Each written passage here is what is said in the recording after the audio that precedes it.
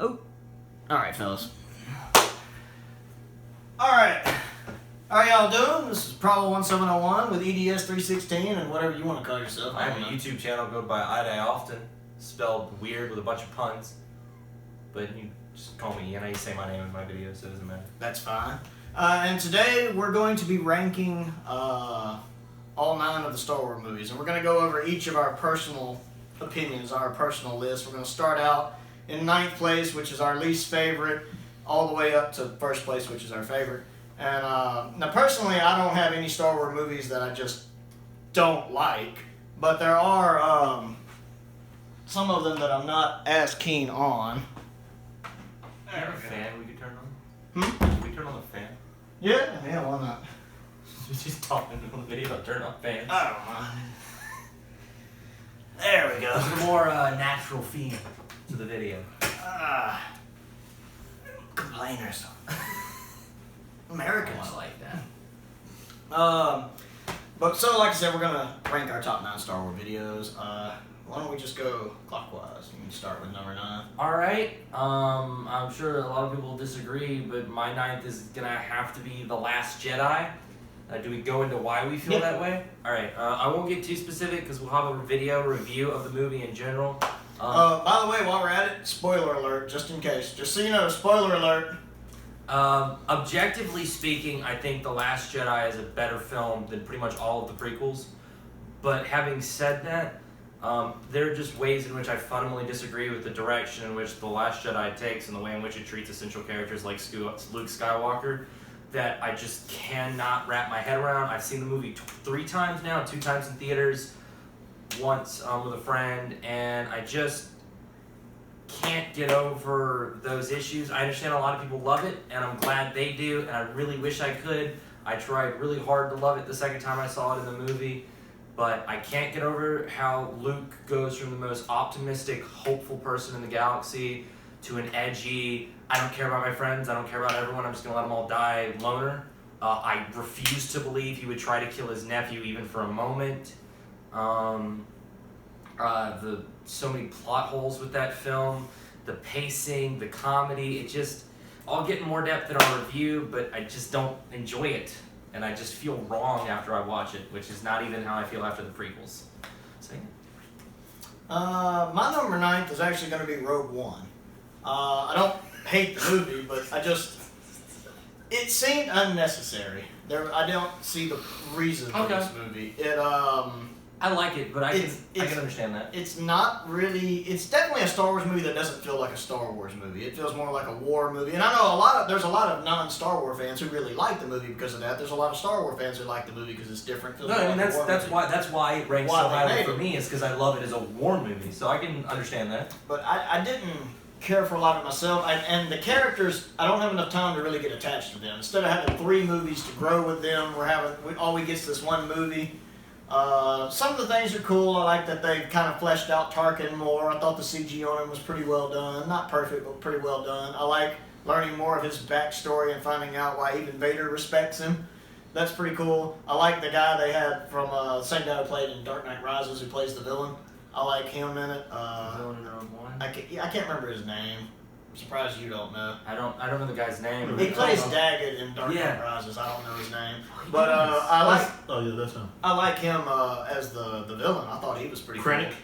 Yeah, I like him. Director Krennic. I like Krennic. See, that's how the movie is for me. I can't even remember their names. That's so sad. But I liked the way they did his character. I thought the scenes with Darth Vader were good, especially that part at the end. I thought that was really neat. That little saber when he pulled out his saber and started beating up the rebels. That was cool. So the movie has moments, but overall, it's a decent movie. That's the most I'll give it. Alright. For me, my least favorite is Episode 2, and the reason because it's too I can see that. It's too much of a love story. It's just too much of a freaking love story. It drives me nuts. Here's my question for you. Yes. Do you hate that it's so much of a love story, or do you hate that the love story is poorly done? Because those are two Pretty much different both. complaints. Pretty much both. Because I don't mind a Star Wars movie having a love story essential to the plot, but God, is it awful. Lucas writing, Lucas dialogue. It's not just that, it's just the way that Anakin whines. I mean, I can't stand it. he's supposed to be chosen one. He's supposed to be like some kind of badass, but like he's just so much of a whiner. Oh, But the best thing about that movie is Christopher Lee as Count Dooku. Yep, I was waiting for him to say it. for sure. And the Yoda fight. I love the Yoda fight. Really, Yes. it's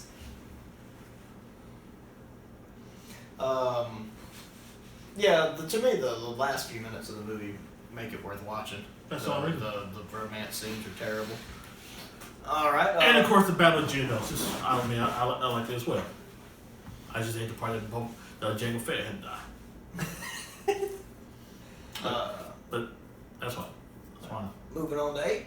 Let's go on 8. Number 8. all right. So continuing with Attack of the Clones, my 8th place ranking would be Attack of the Clones. I would have never guessed. I don't mind the concept of a love story in Star Wars. I love the Han and Leia dynamic in Empire, but I just feel like it's so poorly done. The dialogue is terrible. Most of the time, Anakin is constantly coming off as very creepy and very rapey, and most of the time Padme's bothered by it, and then occasionally she gets all like BDSM on him and is like, I love you, and it's like, just a moment ago you were getting really unnerved when he was just checking you out and stroking you, Indecisive female? but okay. How unprecedented. There's so many plot holes. Like, okay, so it's got all these assassins and bounty hunters trying to kill Padme Amidala.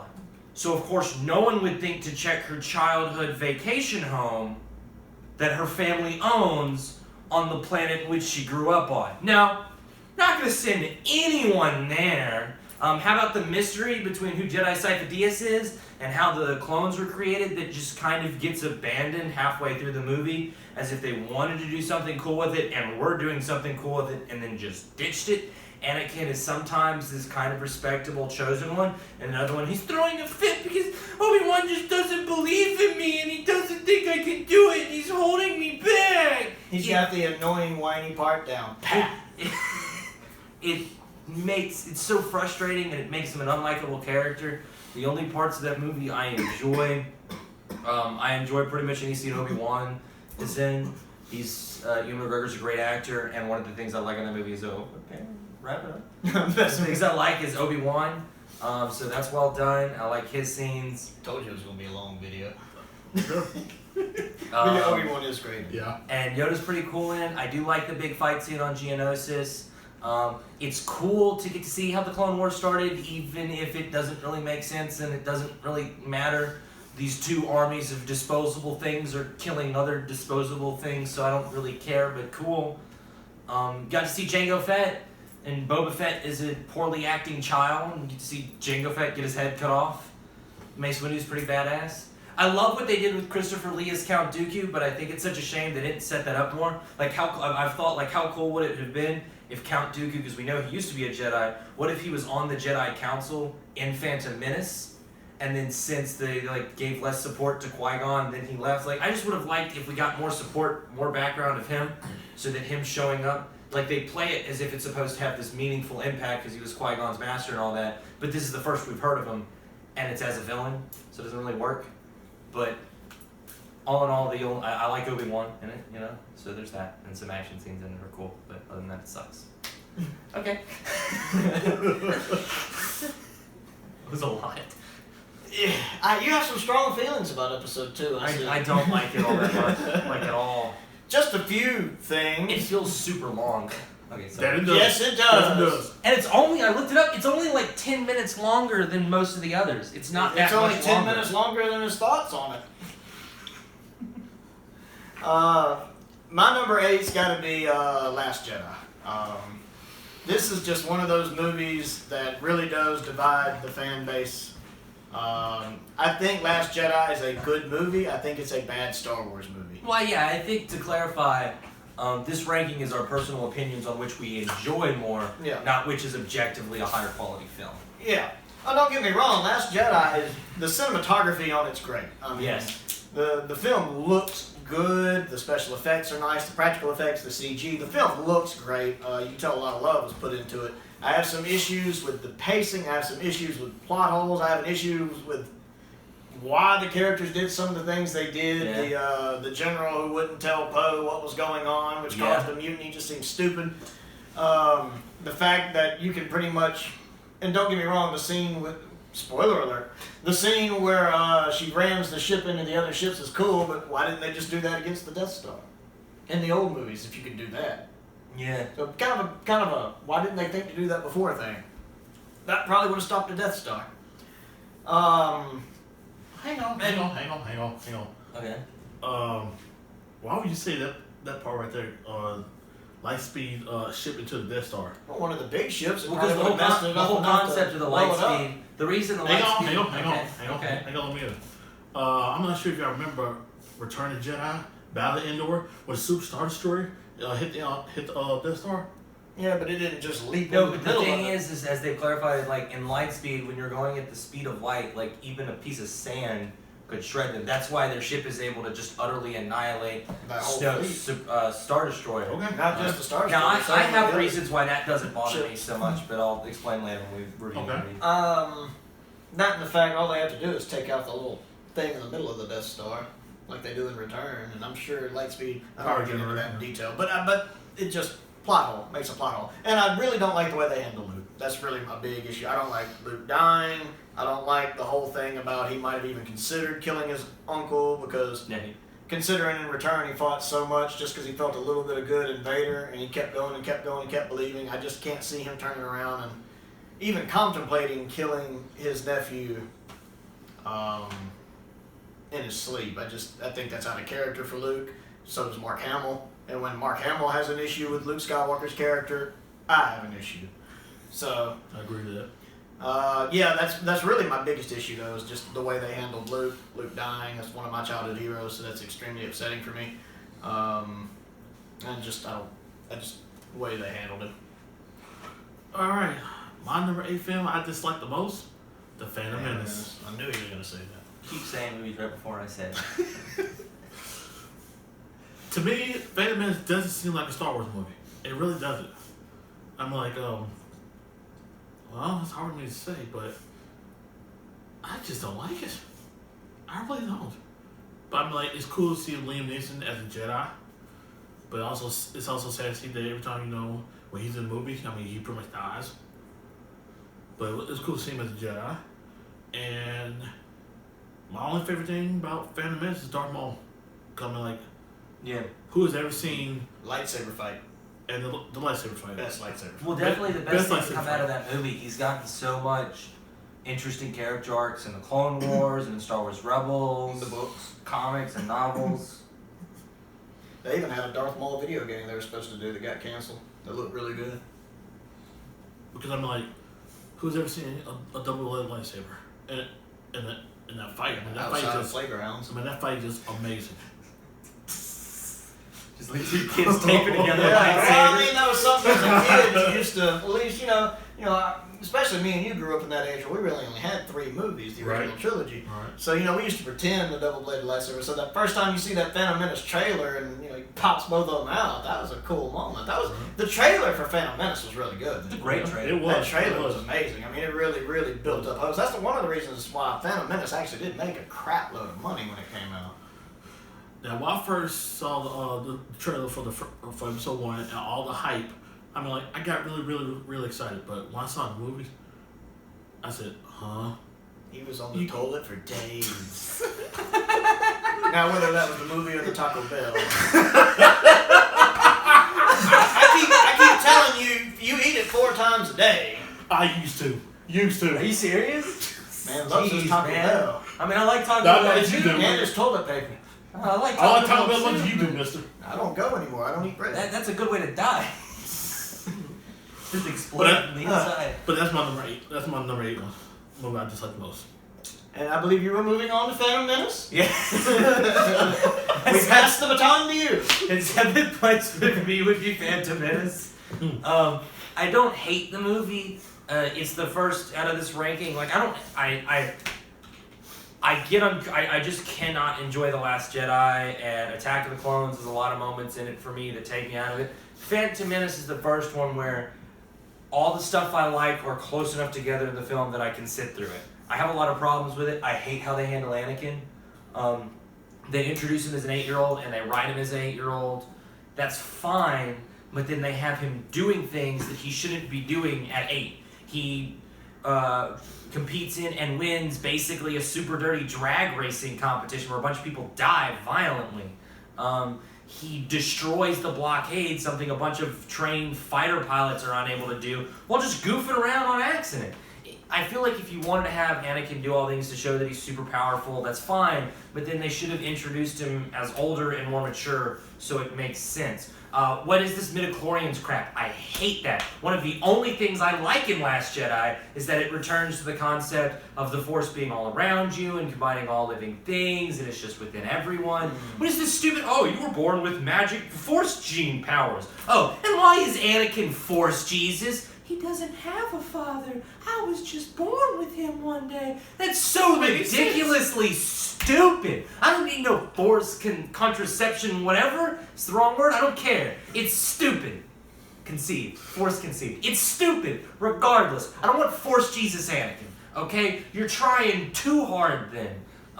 He feels a bit passionately about it. Yes. I did like Obi-Wan in it. I liked Liam Neeson as Qui-Gon Jinn in it. I hate what they do with the Jedi Order in The Phantom Menace and all throughout the prequels. We're supposed to think the Jedi are like these wise, caring people. And yet Yoda is introduced with Anakin. He's like, we shouldn't train you because you're scared to lose your mother. Fear leads to anger. Anger leads to hate. Hate leads to the dark side. We don't want to turn evil, so therefore we're scared of literally every emotion, even though we're supposed to protect peace and feel compassion for all living things, but you can't really feel compassion and empathy if you don't embrace love and caring. And then, of course, if you love things, it's natural to fear, hate, and anger. And you can make the argument that the only reason so many Jedi all throughout the Star Wars canon and Star Wars legend turn evil is because they're never taught how to understand and comprehend their emotions. Look at one of the first best Jedi who's ever been able to resist that, Luke. Why? Because he was never trained to hate his emotions. He just felt them. It was okay that he felt emotions. No one ever hit him on a stick every time he started to feel emotions. It's ridiculous and stupid, and I hate it. But Duel of the Fates is pretty cool. Don't sugarcoat it. Tell us how you really feel. Jar Jar Binks is annoying, but that big... I forgot that big ending. What is that ending? There's so much... You blocked it out. You know what? And you know why the big ending of Phantom Menace doesn't work? It's because you've got the Duel of the Fates lightsaber fight between Obi-Wan, Qui-Gon, and Darth Maul, which is intense and serious. Yep. And then you've got the Thebe Palace attack with Padme and Amidala in them, which, while not super intense, is at least serious. It's boring because the only person we care about is Padme, but it's fine. Then you've got the big battle with the Gungans and the droids. The droids are robots. We don't care about them. The Gungans, not only do we not like them, but we don't care about them. The only Gungan we know is Jar Jar, and unless we're 8, we don't like him either, so we don't care if they die. Jar Jar doesn't redeem himself here. The only times he kills anything is when he does it on accident, which is supposed to be funny, but then we keep going back to the serious fight scenes. It doesn't work tonally with the rest of the big finale, which means it doesn't hold together. And then we've got the big space battle with Anakin, where Anakin's just goofing around, and oh, this is pod racing, ruh-roh, with like some Saturday morning cartoon, and then we transpose that with Qui-Gon Jinn getting stabbed in the gut, and Obi-Wan being filled with rage. Totally, these scenes don't work together. The movie isn't this long. I should have brought a pillow. That's about it. I don't need to find some way to relieve that tension. Do you watch porn? You should watch porn. You need to find some way to get rid of some of that tension. It's very pent up. I have a lot of tension and rage. But yeah, all in all, I think Phantom Menace sucks. I like Qui-Gon. I like the Naboo Starfighter design. I like the Duel of the Fates battle and the music. That's about it. One last thing. How did they screw up Puppet Yoda? How did they make a puppet Yoda in the Phantom Menace that looks shittier than a puppet that was made like 20, 30 years before? Alright, I'm done. What are you talking about? In the Blu-ray editions, they replaced him with CG. Which looks better. But in the original incarnation, they used a puppet Yoda that somehow looks much faker and much less realistic than the puppet that was made 30 years before. How does that make sense? I don't know. It's actually only 20 years. It's not the point. You guys go on. I'm done. That's the longest run-on sentence I've ever heard. Probably the longest review for a Phantom Menace. You should do Micro Machine commercials. What are we at? Number 7? Yep. 7. My number 7 is episode 2, Attack of the Clones. Oh my god. My God, this movie. The dialogue. I like what the actors say, like Harrison Ford and Mark Hamill used to talk about. They used to tell George, look, you can write this kind of stuff, but you can't say it. The dialogue is so frustrating. And the romance scenes. Oh. Anytime they're at a romance scene, I'm debating whether my belt will fit over a rafter.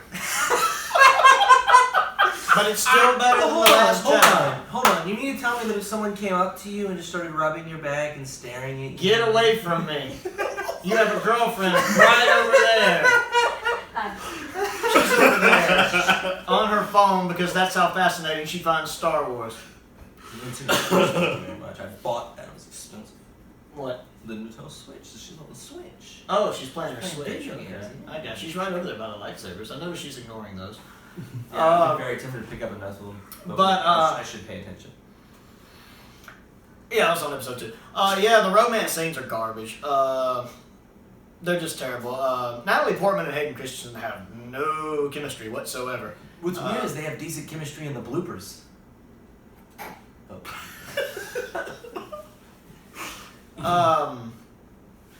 I keep losing my train of thought. But, and Hayden Christensen, his acting in episode 2, I didn't care for. He whines all the time. He goes from, like he said, creepy stalkish to whining. A couple of the scenes were cool. I like when he kills the sand people and he gets mad. That's pretty cool. Edit them together on like a computer. Alright. How did it stop it? Yeah, but I continue it, so. This is gonna be long. Yes. Gee, I wonder why. Yeah, I know. Well, as we get the movies I like, I'll be less passionate. and Okay, let's continue. But yeah, Hayden Christensen's acting is just terrible, I think, in the movie. Ewan McGregor's a great Obi-Wan. And all of the prequels, I like him as Obi-Wan. I think he does a good job of really channeling Alec Guinness, a younger Alec Guinness. I agree with him that Christopher Lee steals the show. Every scene Christopher Lee is in, he just nails it. It's one of the reasons I actually consider the movie a good movie to watch and why it's not my worst. I love Christopher Lee. I think Samuel L. Jackson as Mace Windu is great. I love it when he shows up and finally activates that purple lightsaber. The Battle of Geonosis is really fun. It's nice seeing the Jedi having a cool battle kind of in their heyday against the droid army. I like the CG Yoda when they start doing CG Yoda. I like his little fight scene he does. He just kind of hobbles in on his cane and starts flipping around, fighting, doing all of this, and then picks up his cane and hobbles back off.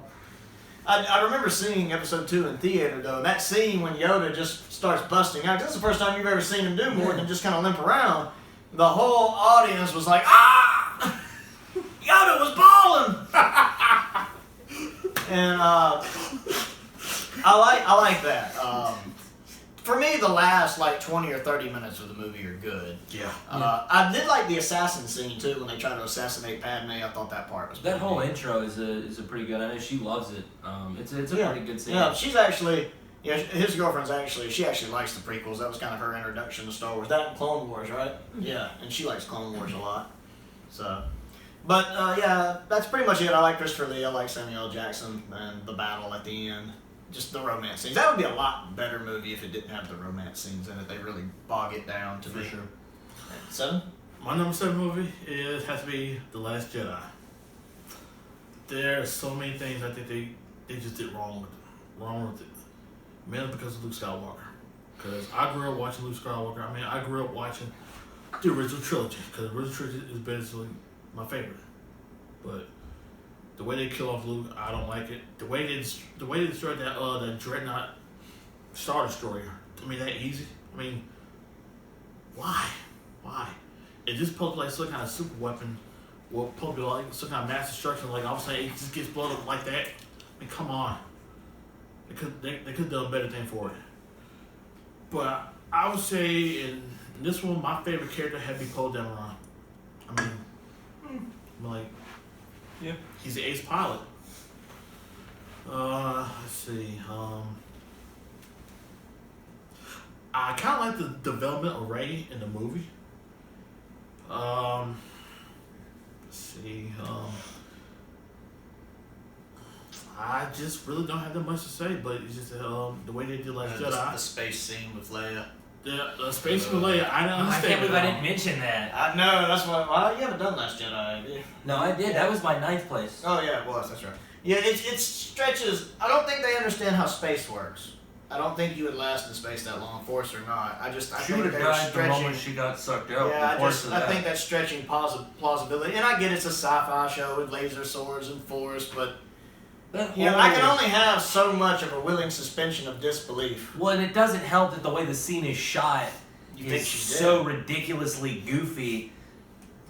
Superman, like it's nonsense. Force pulls herself in.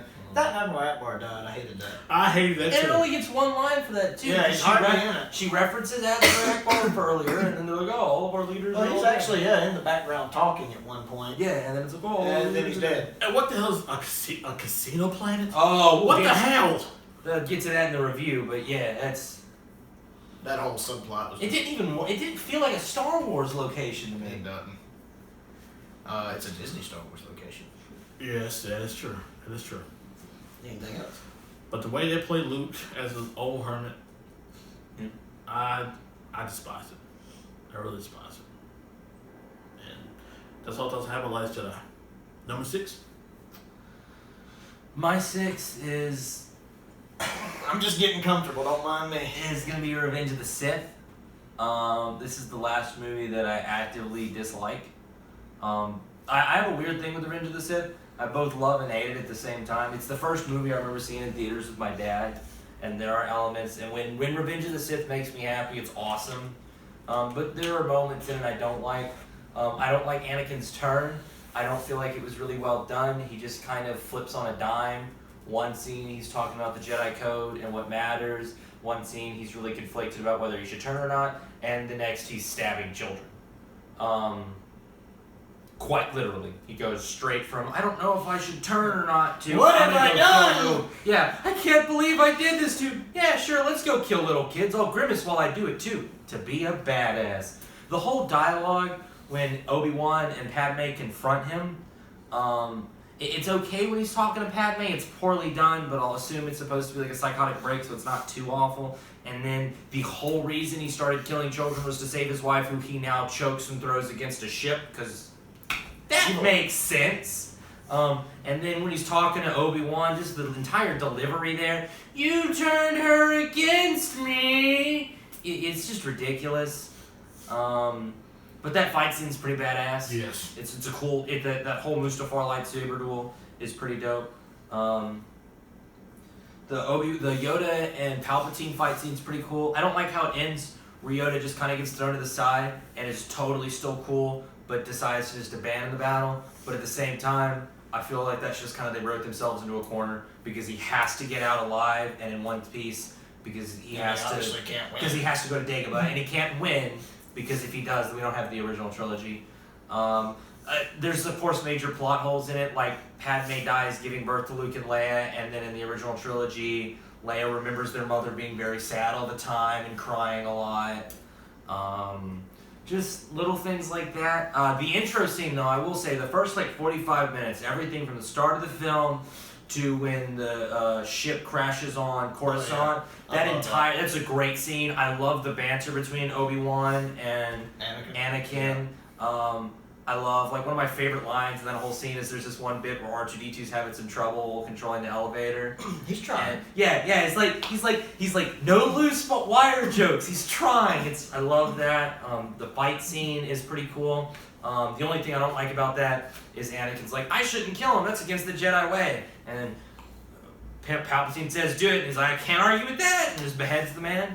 But other than that, I like that scene. I like the General Grievous stuff.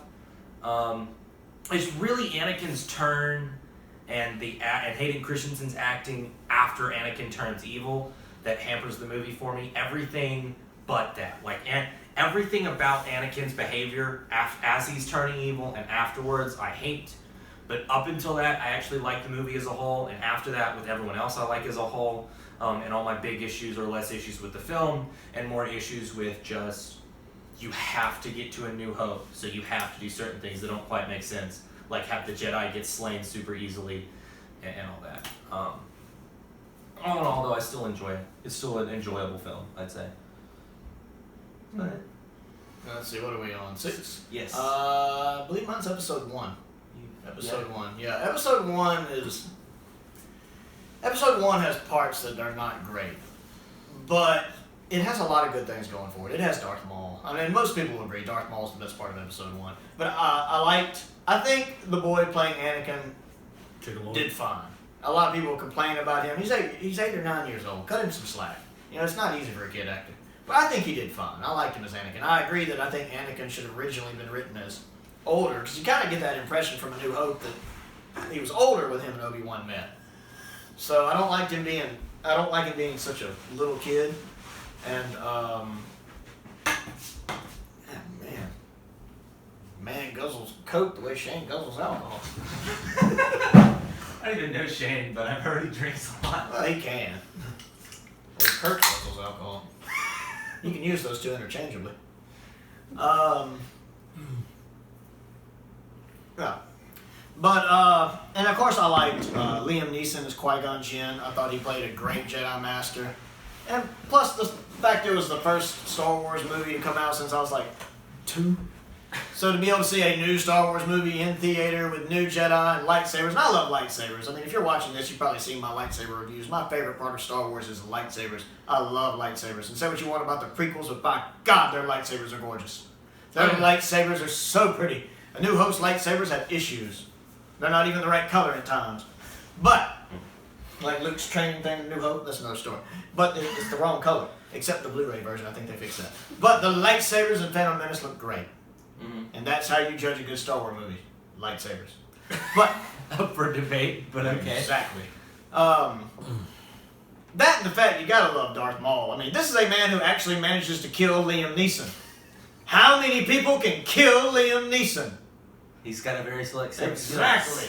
This is a man, Liam Neeson goes around kicking everybody's ass. Darth Maul managed to kill him.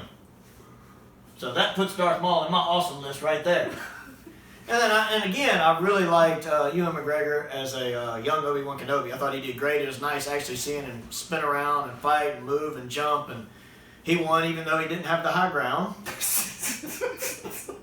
He had literally the exact opposite of the high ground. Won, and then later in Episode 3 figures he's got it because he's got the high ground. Then maybe all it takes is just to be good. I guess. I don't know. Isn't that true of anything? Yeah, pretty much. Puppet Yoda did look kind of weird. I like in the Blu-rays they brought in CG Yoda. I thought that was pretty cool. I did like that they brought Frank Oz back to do the puppeteering work and to do the voice work. I like him as Yoda. Jar Jar Binks was very annoying. I don't have as much hate for him as some people do, but he is very annoying. How could you not? I didn't say I liked him. I just don't want to throw up every time I see him. How could you not have much hate as for him than anybody else? He's the most annoying person in the Star Wars universe. Yes, he's annoying, but he doesn't bother me as much as some people. The prequels, here's the reason why I like the prequels better than Rogue One and Last Jedi. The prequels feel like a Star Wars movie. At the end of the day, when I get done watching them, I don't think they've ruined the franchise, which I don't think about that. I don't honestly think that about the Disney ones either. But I can actually get done watching the prequels, and I'm fine. I'm cool with it. Whereas in the new ones, I'm like, I feel a little uneasy. Besides Force Awakens, I like Force Awakens. But the new ones make me feel a little uneasy. I don't feel like I've necessarily watched a Star Wars movie. Like I said about Last Jedi, good movie, bad Star Wars movie. Whereas in Episode 1, to me, is still a good Star Wars movie. It's not great, but I don't hate it either like a lot of people do. I enjoy it. The pod racing scene, to me, was cool. I know a lot of people don't like it, but I enjoyed it. I thought it was well shot.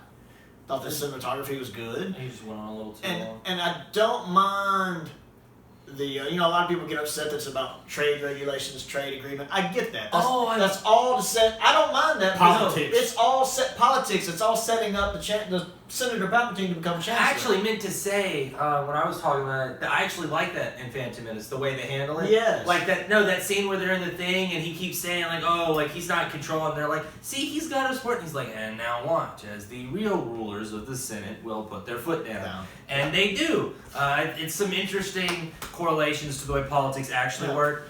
And it shows how Palpatine is maneuvering to get into office. And I think it's nice to see his rise to power to eventually become the Emperor. I think that's incorporated really well. I could do with an entire House of Cards Palpatine show. Yeah, I would watch that. House of Cards Palpatine edition. I would watch that. Get Kevin Spacey to play him too. I'd watch it. I know he's going under some crap right now, but I like him as an actor. Good. And yeah, I guess that about covers my episode 1. Whatever your number 6. My number 6. My number 6 has to be Force Awakens. Really? Yes. Okay. I want to hear this now. Okay, Force Awakens. The reason I say number 6 because, let's see. You okay? You can charge it if you got your cord. You can play No. She died at the game because she sucks. Please, and better Yeah, than you're you. sleeping on the couch tonight. Anyway, the introduction to the new characters. Oh, I hate that. I don't part. like it. With the I really didn't tomatoes. like the introduction to the new characters. You know what you could Cause do? like Ray, Ray nobody knows who she is or where she's from. Finn, a former stormtrooper who also whose sides the defect, and let's see the planet Jakku. It just really kind of was like Tatooine, because I'm like, I guess they're trying to make episode 7 like A New Hope, like all over again. And the one thing I can't stand about episode 7 is Han Solo dying. I didn't like that. I was with him in theater when we saw it. He was pretty broken up. Yeah. Although his death's handled better than Luke's. Yeah, I would say, as someone who Han is my favorite character in all of Star Wars, he at least got a good death, I think. The only good thing I liked about episode 7 was Star killing base, because it kind of reminds me of the Death Star. In a way. It's cool. In a way. Anyway, and Kylo Ren's lightsaber. I mean, that's just, it's cool. I mean, I liked it. That's basically all I got. Number 5. Fee, you can jump in if you have anything you want to add. We're cool. I know. It's not a boys' club. She's pretty invested right now. What are I'm you playing? trying to be Super Mario Odyssey. She Ah. wants to 100%, Oh. especially faster before I than do. him. Oh. She's going to. I bet. Yeah, she's better at it and has more free time. Let's see. Number 5. Yeah. Let's see where I am with my thing. I did Last Jedi. Yeah, I know, right? Yeah, I'm having to keep up in my head where I'm at. 9 was Last Jedi, 8 was Attack of the Clones, 7 was Phantom Menace, 6 was Revenge of the Sith. I'm on my 5th now, which is right before I get to. Okay. 5th is for me going to be Rogue One. I actually enjoy the film. I think it's fun. It is not like a Star Wars movie, and it doesn't feel like a Star Wars film. I can agree with that. That's one of the reasons I enjoy it. I think it's a fun war-esque film. I got attached to the characters, not a whole lot, but I'm okay with that because I also fully expected all of them to die at the end, and they did. It's really the only way for it to work. Which is, that's one of the reasons I like it, is because it's like one of those war movies where everyone goes on a suicide mission and everyone dies in the process. Go figure. I love the space battle in the sky. I think it's above the planet. I think it's a really cool touch that they used unused footage of some of the pilots from A New Hope. Yeah. I thought that was a great touch. I will admit I did like that, the little Easter eggs. I love the Really space good. battles in general. A lot of the Easter eggs in that movie that tie into A New Hope I like. I like how they used not Luke, or C-3PO and R2-D2. I loved seeing Bail Organa. He was one of the few things I liked in the prequels, and I loved him in the Clone Wars. Jimmy So Smith. it was nice. He likes Jimmy Smith. It was a lot. nice to get a little scene of him, and his scenes were cool. One of the things I didn't like in the movie is the one reference I thought went too far is when we see the two dudes from the bar and Yeah. A New Hope. Yeah, That was a little too much. It was a cool scene, but I think it was a little too much trying fan a little too service. hard. A little too much fan service. I actually loved Tarkin in that. The CG looked good, Looked good. and It was Tarkin great. is my favorite villain in all of Star Wars. Peter Cushing's amazing. I love absolutely Peter. Just love as Peter an actor, Cushing. I love Peter Cushing. Peter Cushing, and so getting to see Tarkin be Tarkin in this movie was so awesome. One of the biggest issues with the original trilogy, in my opinion, is you don't get to see Tarkin more, and so getting to see Tarkin in this was great. I loved Vader's scenes. Because this is before Empire, like the vibe I get in the original trilogy is Vader didn't have as active of a role in leading the military until the Rebel Alliance is more significant, and Tarkin dies. When the Death Star blows up, then it's kind of like a, well, shit, the Army's not doing it right, I gotta step in to fix it. And so this is before he really plays an active role, so I love that really the only times we see him is when Krennic fucks up. There's the time where he basically tells Krennic, get it together or I'm gonna kill you. And in that scene, I absolutely love the scene where he's killing the rebels. Because it's badass. I love how it looks like he's not even trying. He's just doing it one-handed and slaughtering all of the rebels in that little hallway as if he doesn't even care. Like, this is absolutely zero effort. He just annihilates all of them. I love the action in it. The music is The music's cool in some scenes. It's like one of the only 2 Star Wars movies where I felt like, for the most part, the music was forgettable. I did like that Vader scene when he's fighting. I didn't realize this the first few times I watched it. There's actually one guy who force sticks to the ceiling, and then as he walks by, he just whoop, keeps going. Yep. Just not even a second thought about it. Just whoop, keeps going. It's a badass scene. The space battles are badass. A lot of the action's great. I like K2SO. I should have mentioned that. I love the robot. He reminds me of HK-47 from Knights of the Old Republic. And that's not a bad thing. I can't remember his name. U-Bite, the main guy who's the part Han of Solo. The Han Solo S dude. See, and you can't remember his name. That should tell you. I remember Jyn Erso, Chirrut Imwe, the Saw Gerrera. Or whatever. yeah, I liked him because he's from Clone Wars, so it was cool getting to see him. And I do like me some. Anyway, the Han Solo S character, I love when he kills the other dude. I always enjoy it when we see a more realistic, gritty-esque version of war. And so I liked getting to see the reality in which there would have been some rebel fighters who had to do some really shitty things because they're basically a terrorist group trying to overthrow an evil empire. And so like the dude with the broken arm who's probably going to snitch, so he shoots him. Mm-hmm. I like that. It's definitely not a perfect movie, I can agree with that. But I can sit down and watch it and have a good time and enjoy it. It is a more realistic take on something like that than we're used to seeing. Oh yeah. Lee, if you don't mind, You want to butt in with 5? I do want to butt up 5. Go ahead. Me, I had to totally agree with what Ian said, because number 5 for me has to be Rogue One as well. Okay. Everything he said, I absolutely agree. I really do. The best thing I liked about it was, of course, the Vader scenes, and the CGI, the way they go with Tarkin was phenomenal. I mean, I loved it. I didn't like the way they did Princess Leia. Yeah, her CGI looks a little. Yeah. I think it's because like Tarkin is usually in like the Death Star, so it's a bit darker and there's more shadows. I think they honestly, white. since he's in it more, they put more resources into working on him. Since Leia's only in it for a couple seconds, I don't think they spend as much time on her. No. I mean, I could be wrong. That's just what I get from it. And one thing, how in the world can you have the Death Star orbiting upside down and firing on the planet? It's in space. There is no down. Well, I guess it is upside down, but it doesn't really matter. It was upside down. Yeah, but I don't think that matters. It kind of makes me because it doesn't agree with laws of physics, even though I don't think anybody in Star Wars knows anything about physics. So, I wouldn't know. I have to remember what my number 5 is. One quick thing about Rogue One though is it does create a massive plot hole. What's yours? They get the plans for the Death Star in completion at the end of Attack of the Clones. That was the whole stuff on Geonosis. They get the plans. You see the hologram. And then at the end of Revenge of the Sith, we see Darth Vader and Palpatine looking over the like 50% complete Death Star. Well, and then it takes 20 years for them to finish it. Yeah.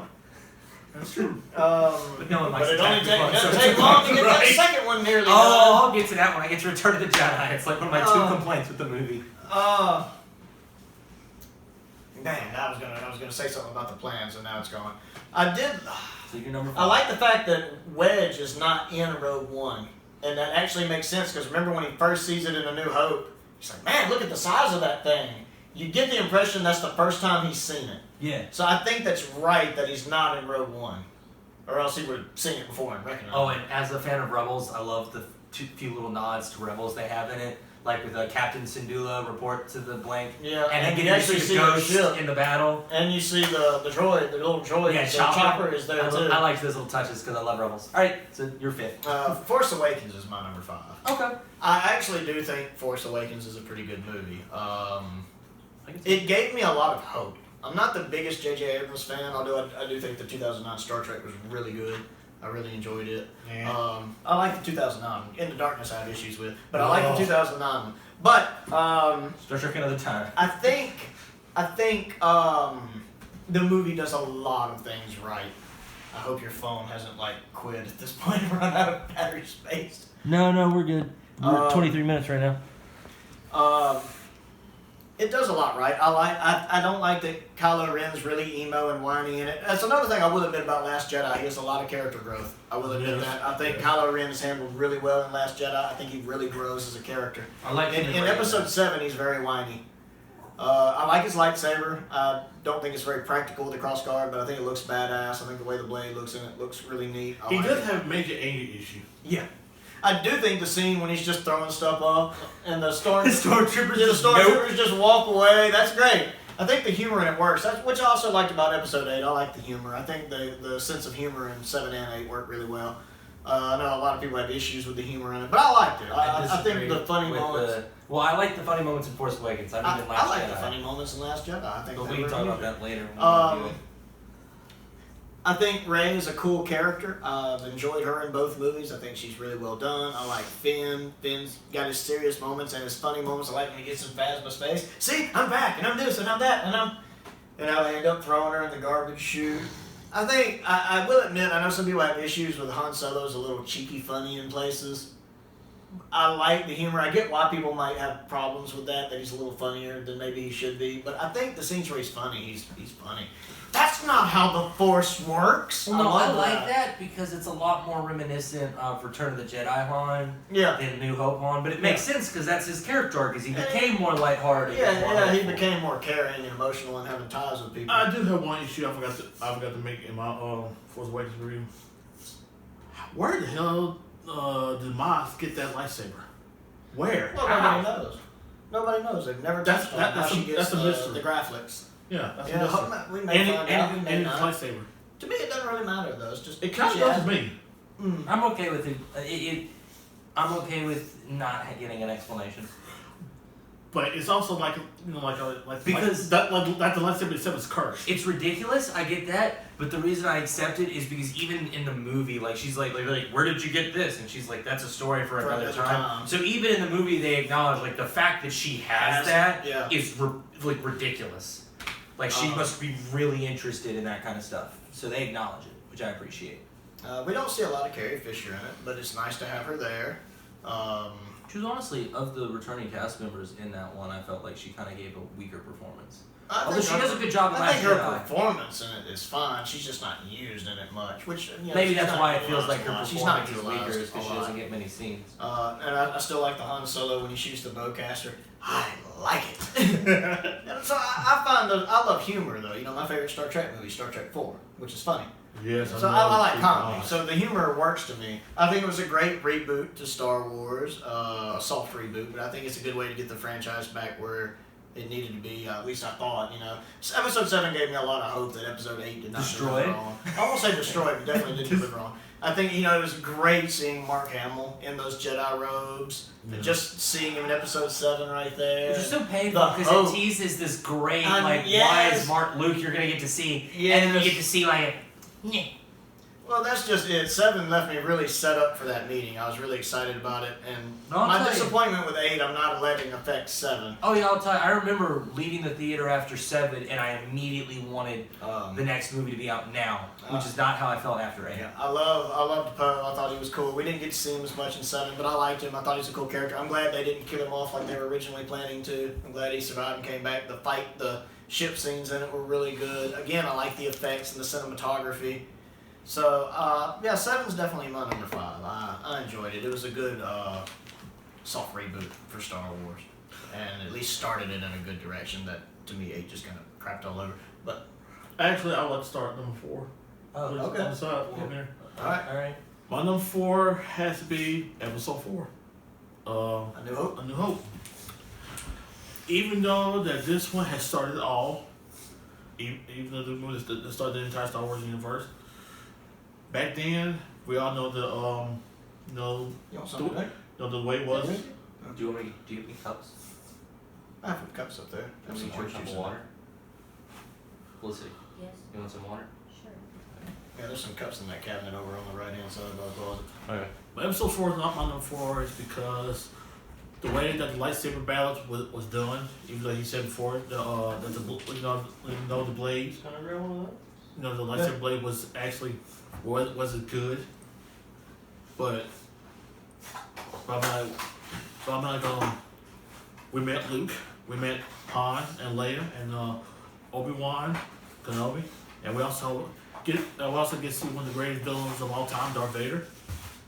Usually voted the greatest villain of all time. Yes, that's Joker's true. usually 2, he's usually 1. Yes, that's true. That's true. Because honestly, There's ice in the freezer if she wants it. You want ice in your water? because honestly, when I saw the original New Hope, the original like 1977, I wasn't really big with Star Wars fan back then until they did the special edition. Now, why was that special edition? It changed my perspective on Star Wars, especially when they did the Death Star trench run. I love that battle. I mean, I did that one of the best battles of all time in Star Wars. And of course, my favorite ship is the Millennium Falcon, and my second one is the X-wing. He wants to specify the New Hope X-Wings. You do prefer those. Yes, I do. Yes, I do. I love New Hope X-wing. He has issues with the Rogue One X-Wings. Yes. Oh, yes. That's true. The T-65 Incom X-wing, that's my favorite X-wing. They look a little different. A lot different. That only he would notice. But that's my number 4. One of y'all? She was flashing this weird look. I wasn't sure if it was the X-Wing thing or what you were eating. My number 4 is The Force Awakens. I can agree with a lot of what Lee said. It definitely filled me with hope for the franchise. While you're over there, Felicity, do you want one of those Christmas tree things? No, thank you. So I can agree with that comment. One of the things I love about it is I love Han Solo in it. I hate that he dies, but I think it was well done. And I understand that Harrison Ford was pushing for it. Oh yeah, he's probably the only person that was reading the script going, yes! I do think his death was well done. It was a well well done sad, death. but it was really well done. The reason I love him in the movie compared to Mark Hamill's Luke and Last Jedi is because of the way he's written in Last Jedi. Luke doesn't feel like Luke. Han Solo feels like Han Solo every single second he's on screen in Force Awakens. I love the scene where you first see him again and he's taught and like the 2 dudes are confronting him and they're like, you cheated us 3 times, 4, and he was like, what was the second time? I don't remember that. And Chewie's over like, I loved Chewie in that. I loved Han. I actually thought Han's more lighthearted comedic tone worked because, he's older. he's older. He's kind of softened up a lot since when we first meet him in A New Hope. I loved the lines like, that's not how the Force works. I liked Rey in it. I know some people felt that she was a little too powerful. That's a problem I have with Last Jedi, but in The Force Awakens, it didn't bother me too much because other than the sudden use of a Force mind trick, And her Force pull for the saber. everything. I do think she learned a little bit of that quickly, but Luke learns it. Right, but Luke learns his lightsaber pull relatively quickly, and her combat I'm willing to excuse because Kylo Ren was severely weakened, and because she had some combat experience growing up alone on Jakku. I liked BB-8. I do love BB-8. I do love BB-8. He's awesome. He's great. He's like the new R2-D2. I loved Poe Dameron. I liked Finn. I enjoyed his character arc. I didn't like that they literally reused his character arc beat for beat in The Last Jedi. But in The Force Awakens, I love his character arc. It's a lighthearted movie, but it leaves me happy. I liked Hux in it. He reminded me of Tarkin. I loved how General Hux, he's a lot better in Force Awakens than he is in Last Jedi. And in The Force Awakens, he's very Hitlery. I love his speech he does about the rise of the First Order. Like, I love him in the film. So yeah, Force Awakens is definitely my favorite non-original trilogy film. It's maybe not the objectively best. And I understand that they play it very safe, mimicking A New Hope. I actually don't mind that. I understand why they did that, since, this was the first Star Wars movie in a long time, and the Star Wars movies before that were the prequels, which a lot of people didn't like and weren't fans of. So I understand wanting to play it safe to be like, hey, I know everyone's worried we can't make a good Star Wars film, but see, we can, and then mess it up.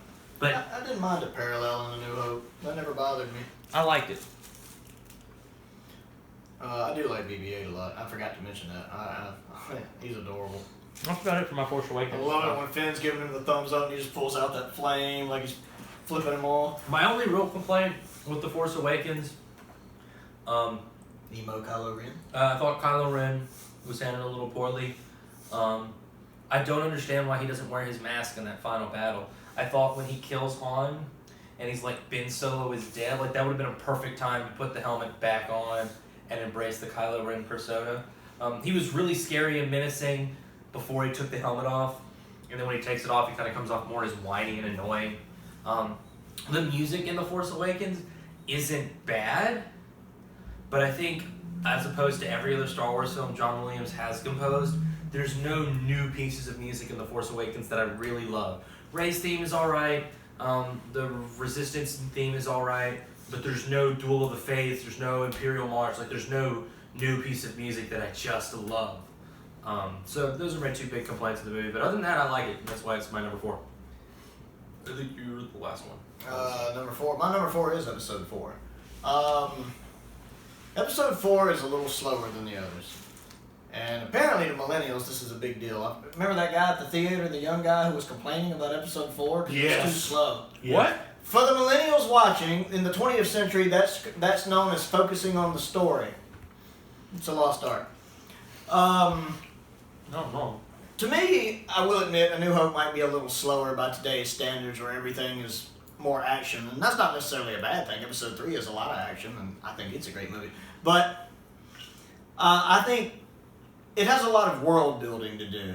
I mean, it has a lot of world building. It has a lot it has to set up. It has all these new characters it has to introduce, and it does it fantastically. I mean, Darth Vader is usually considered the greatest villain ever created, and he's phenomenally good. James Earl Jones' voice is perfect for that. Luke Skywalker, Han Solo, these characters that so many other characters are based on. I mean, how many Han Solo types are running around in Star Wars and in other stuff? I mean, he's such a good character. And I mean, Princess Leia is pretty much America's princess. You know, we don't really have one. If we had to say America has a princess, it's Princess Leia. So that's why so many people were upset, naturally, about Carrie Fisher's death. I mean, it did so much. The musical score is phenomenal. The music to Star Wars is amazing. The idea of the Jedi, the idea of a laser sword, like a lightsaber, the sounds, all of that started here, and it does a great job. I know some of the people think the lightsaber fight might be a little dated. And I used to think that myself. I actually watched it the other day, you know, in 12080p on YouTube, and it looked phenomenal. It actually holds up well. I like the way the lightsaber sounded back in the old ones. That really, you know, it's really intense. You get the idea that there's a lot going on. There's a lot of power in these hilts. You heard Mark Hamill talk before about how back in the original trilogy they had to have 2 hands on it because George was always going on about how much power was going through them, that you had to have both hands on it. That's why it's such a big deal in Empire at one point when Vader's just using one because he's so powerful. Yeah, and he's just doing with one and Luke's having to use 2 because there's so much power going through him. So I actually like that fight between him and Obi-Wan. I think the Obi-Wan sacrifice at the end is really neat. I like the idea of the Force Ghost. I think that's really cool. The Death Star attack run is really awesome. I love that trick run. It's a lot of fun. That's a great battle scene that to me none of the new movies can compete with. None of the only battle I can compare I like as much of that in the newer movies was the opening of Episode 3, which is phenomenal. Best opening ever. That's a good opening. I just think the Death Star trench run's a good idea. I love Peter Cushing as Tarkin. Tarkin is so good that he can boss Vader around. I'm like when Vader's force choking the guy, he's like, enough, Vader, release him. As you wish. I love that. Anybody that can tell Vader what to do besides the Emperor, that guy, yeah, don't mess Tarkin with has that guy. so many great moments in that movie, like when he's yelling at Leia, and he's like, "You have another target, a military, Oh, I can't speak, but you know what I'm talking about. Yeah, that's he's it. like about to destroy Then Alderaan. tell us the location. And then he blows it up anyway. We'll get to your rebel friends soon enough. Talk about very ruthless. He is, I like Peter Cushing as an actor, just not just in that. Several of his movies, I just really like him, and he's a really good actor, and he plays Tarkin perfectly. Which is funny because he's a surprisingly really nice, friendly guy in interviews and behind the You scenes know, stuff. another famous character he's played. Yeah, he played Doctor Who. Yeah, in the '60s non-canon, movies. Yeah, the '60s movies, he was the Doctor. You know, there's an interesting fan theory on that he's actually the David Tennant Metacrisis Doctor after he gets older. It's a neat fan theory. I Because like he actually that. looks kind of like Tennant. I'd love to. I'll have to look that up because that's an interesting It's a idea. neat little fan theory. All right, back to Star Wars. A little side note. We're both Doctor Who fans as well. That would be fun to rank the Doctors. Another time. We'll get to that. I'll let y'all two deal with that. Not a Doctor Who fan. Alright. You should rethink your life. But that sums up pretty much New Hope for me. I think. Again, it might be a little slow for today's audiences, but it has so much it has to do. It has so much world building to do, and I think it pulls it off really well. I think it's a fantastic movie, and I think it's a perfect view of Luke Skywalker as this young farm boy, optimistic, full of hope, God, I love who gets it done and learns to trust the Force. So, Number three. My number 3 movie has to be. yeah, we'll let him do it. Thank you. My number 3 has to be Episode 3, Revenge of the Sith. Because I think of all the prequels, I think Episode 3 has to be my favorite. And why? Because this movie has more action than Episode 1 and Episode 2. Because like they said, like the first 15-20 minutes, the space battle scene is good. It's alright. Boring fee. No. She's fine. She's doing a racing thing. Good luck with that. Let's see. Let's see. All the lightsaber battles, they were good. They were actually good. The lightsaber scene with Anakin and Obi-Wan versus Count Dooku, that was cool. The one with Obi-Wan versus General Grievous, it was okay, but it was okay. The 4 Jedi Masters against Darth Sidious, that was actually good. That was actually good. I just hate the way that how Mace Windu died. Thanks to Anakin. The Yoda Palpatine lightsaber battle, that was good. But Duel Mustafar, that has to be the best one of all time. That'd be the best one. That's just me personally. I like the episode 1 duel better. Just me. Yeah, That's cool. You like the That's episode 3 one the best. That's all good. Yeah, thank you. Wait, Anyway, that's your favorite lightsaber duel of all time? Yeah. The one where they're sitting there. actually, it's not. I never said it. Oh, I never that's said what that. you said. What's your favorite? The Anakin Obi-Wan fight. No. I never said that's my favorite one. I just said. What I meant to say that the best fight on that movie was the Duel Mustafar. Oh yeah. Okay. I never said. Yeah, I agree with that. I never said that was my favorite lightsaber battle one time, but we'll get to that down the road. Oh, good. And, You're about to say that was better than. and the way they they showed us like how Anakin became Darth Vader, it was cool. It was alright. Breathe in, breathe out, drink some water. It was alright.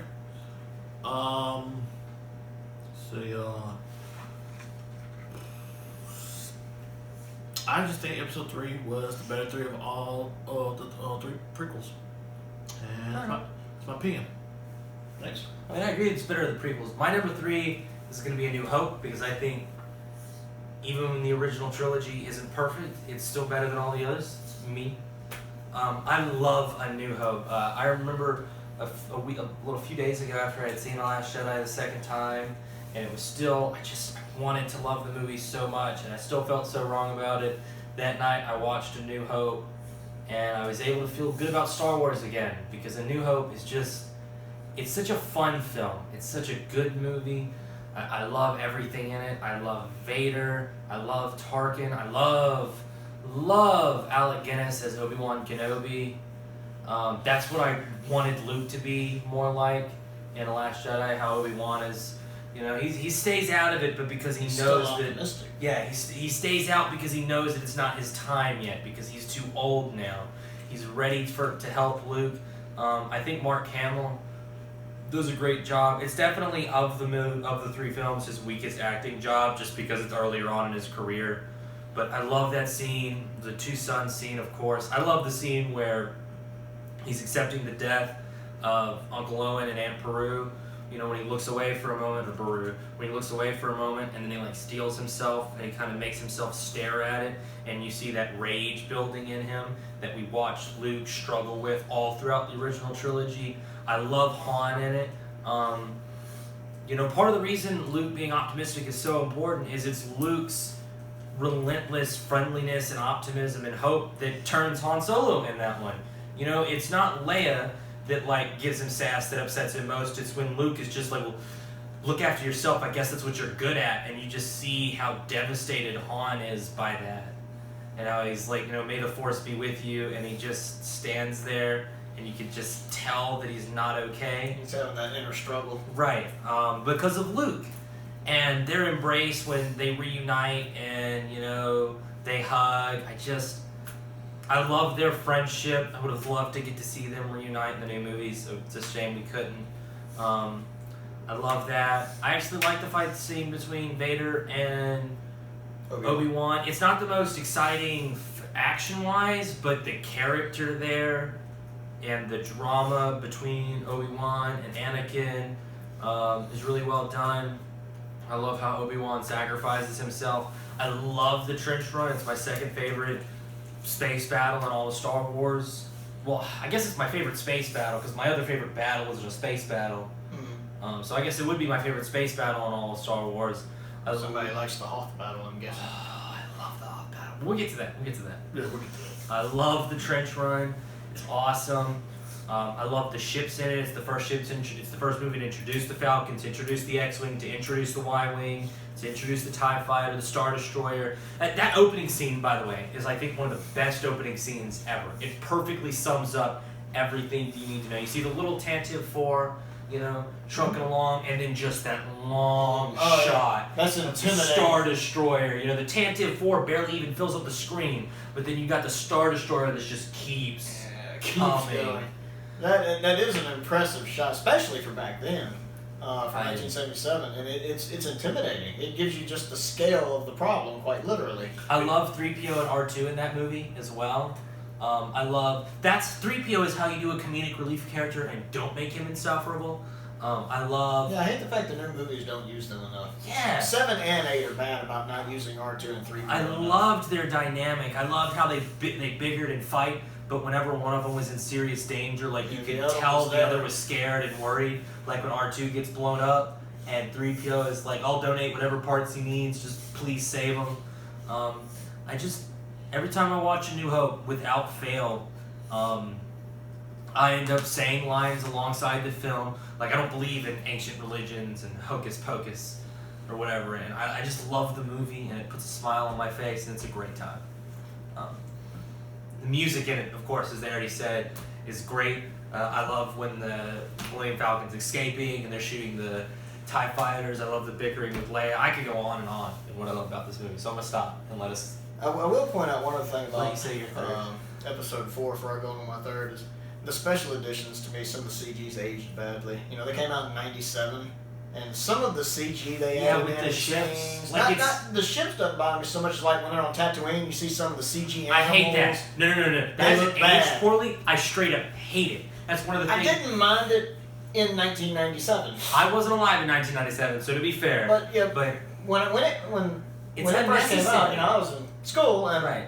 I thought it looked fine for back then. But watching them now, the problem with the original trilogy that I have is there are some things I like better about the original versions. There's some things I like better about the special editions. There's some things I like better about the Blu-rays, and I can't get all of the things I like in one sitting.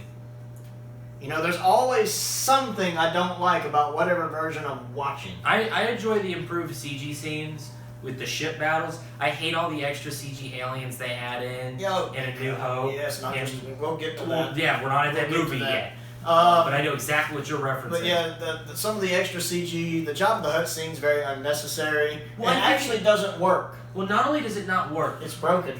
and The scene because when they filmed it originally, it was a human standing Right. there. They didn't know what Jabba looked like. Right. There's a scene when Han walks behind him. Oh yeah, and they CGI him up. Because he has to step across Jabba's tail, and there's no way Jabba the Hutt would have let that pass. They added it in, they're just going, oh!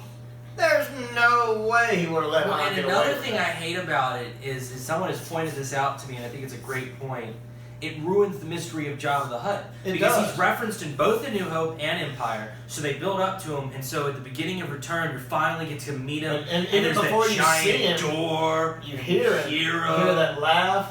And then they finally reveal him, Reveal and him. he's this monstrous slug. Yeah. That makes sense. And because I know you actually like that scene, and I've told you for a while that I don't like that scene in The New Hope. And that's part of why I I get don't that like they it. added it into the special edition just because, hey, deleted scene you've never seen before. And it was cool to see it the first time. I appreciated it in theater. Another scene I don't like, But they I don't add- care for it now. It's unnecessary, and I can see why it was cut originally. Another scene they add that I'm not a big fan of is when Luke reunites with Biggs. Actually, it's a good scene, I but like the reason that. the Because it reason makes I you don't, care more about Biggs and It understand why does. Luke is upset when he dies. but the reason I don't like it is I feel like that scene really only works if you see the other deleted scene of Luke and Biggs on Tatooine. On Tatooine, that's So- not in the special So edition. either you add both or you add neither. And I understand why you don't want to add the Tatooine scene because it really bogs down the pacing. But I just feel like that scene doesn't work as well having not seen him earlier in the film. I like it. And like I said, it gives me just a little more understanding of why he was a little saddened when he Well, saw and Biggs get blown up. It's definitely one of those changes that I'm not a big fan of, but it doesn't hamper the movie for me. Like CGI womp rats jumping up and down and getting hit by Jawas and that nonsense. In fact, I like Wedge. I love Wedge. I've always enjoyed Wedge. Who's Ewan McGregor's uncle. Yes. And I really like him. And I like the fact he's in all 3 movies and he survives all 3 movies. Just a little side note. Anyway, moving on to my number 3. My number 3 is actually Empire. Really? What? Yes. And What? my Whoa, number whoa, three whoa, is whoa, whoa! Empire. Does that mean that you're... Bandwagon statement. Don't even start with Empire being the best. I know. We'll get to y'all's later. First off, let me start I'm with one honestly thing about less Empire. offended that it's not your favorite and more offended that I know what movie is going to be your second place film, and the fact that that movie beats out Empire hurts me. I feel Again, like he this agrees. we all have our opinions. Now, let me Yeah. explain something about Empire. I Fantastic, gotta hear this. fantastic movie. Probably has the best pacing of any Star Wars movie. The pacing is really good in it. And that's probably one of the reasons a lot of people consider it the best. But do you want to know why a lot of people consider Empire the best? Because they're told that. Because in this age of the internet, you grow up hearing from everybody that Empire is the best. The same reason everybody thinks Wrath of Khan is the best, even though it's probably the best paced Star Trek movie. It's because everywhere you turn, that's what everybody says. Everybody says Wrath of Khan is the best. Everybody says Empire the best. And heaven forbid in America anybody form their own opinion. Everybody has to be told what to think, told what to do. I don't work like that. I have this moronic thing I do. It's called thinking. I mean, And I like to form my own opinions. Now, that being said, there are a lot of people out there who genuinely find Empire to be their favorite movie. That's a choice they've made because it's their favorite viewing experience. But I firmly believe there are a lot of people who think Empire is the best just because that's what they've always heard. They heard it, so in their mind they go in thinking, this is supposed to be the best one. I think it's my third favorite. I think it's a really good movie. It's a very dark movie. It's one where the bad guys pretty much win. It leaves us on a cliffhanger. People had to wait 3 years for. I mean, just think. Imagine if they still did Star Wars movies like that. We'd have to wait another year to see Episode 8 after Episode 7. 3-year gap. Darth Vader is amazing in this movie. He's really set up as a really good villain in this one. Luke has grown in the Force to where he can actually manipulate it really well. The Hoth battle is amazing. The Hoth battle is really good. There's a lot of reasons why a lot of people consider it the best battle in Star Wars. It's definitely high up there on my list. I really think the direction is good. Irving Kershner did a great job with it. The music is great. Like I said, best pacing in a Star Wars movie. I like the way they use lighting in it is really well done. I like the introduction of Yoda. Yoda's a great character, really well done, and actually looks better than in later movies, as we've already talked about. Honestly, I really like Yoda. He's very wise. I don't believe it. That is why you fail. When he couldn't lift the thing, size matters not. Yoda in that movie is He's really good. He's really wise. I like how he plays on Luke's expectations by pretending not to be Yoda at first, because Yoda's expecting somebody more like Obi-Wan. Yeah. And just, I like when he's beating R2 with the stick. You know, that's funny to me. And even the original trilogy had humor, which to me works. Empire, of course, is a lot more serious, you know, than, say, Return of the Jedi, which became more kid-friendly and toy marketing. Which isn't necessarily a bad thing. Not at all. I like Matter of fact, Return ranks higher on my list, but we'll get to that.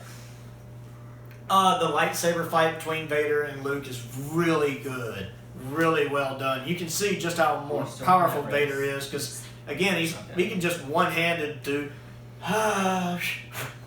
pretty much, and then when he's just force throwing things at Luke, and Luke can't do much about it, you know. Yeah. So you okay? She has been struggling. Are you bored? No. You still working on the game? Rage-inducing, I'm going to murder someone. You should play Overwatch. No, she I've shouldn't. broken controllers. Yes, you have. I actually have Overwatch on my laptop. I haven't played it yet. Prepare for cussing. Oh, Lord. I had to tell one guy I was Lots going to of rip his asshole off and wear it as a monocle. Alright, back to the review. Monocle. Yes. Overwatch. Rage-inducing. Worse than episode 8.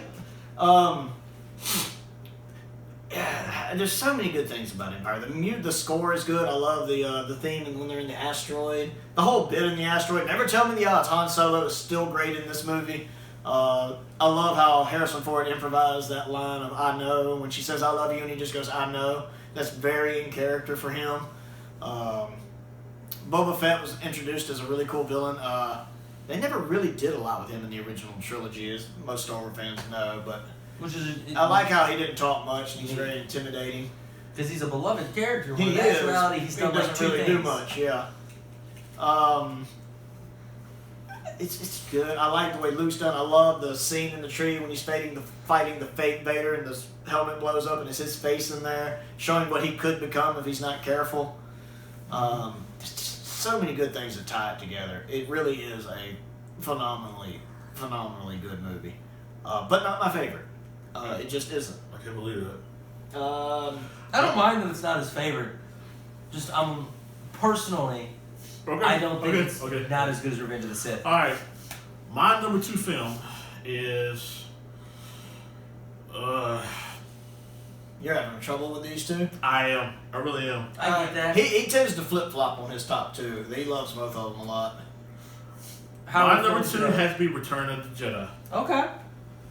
The reason I like Return of the Jedi is because we see Luke as a Jedi Knight, dressed all in black, with a damn green lightsaber. I love that. I love that a lot. And we also see the development of the Rebel Alliance. You know, as they stage that final assault against the second Death Star, which I think this Death Star is bigger and better than the original Death Star.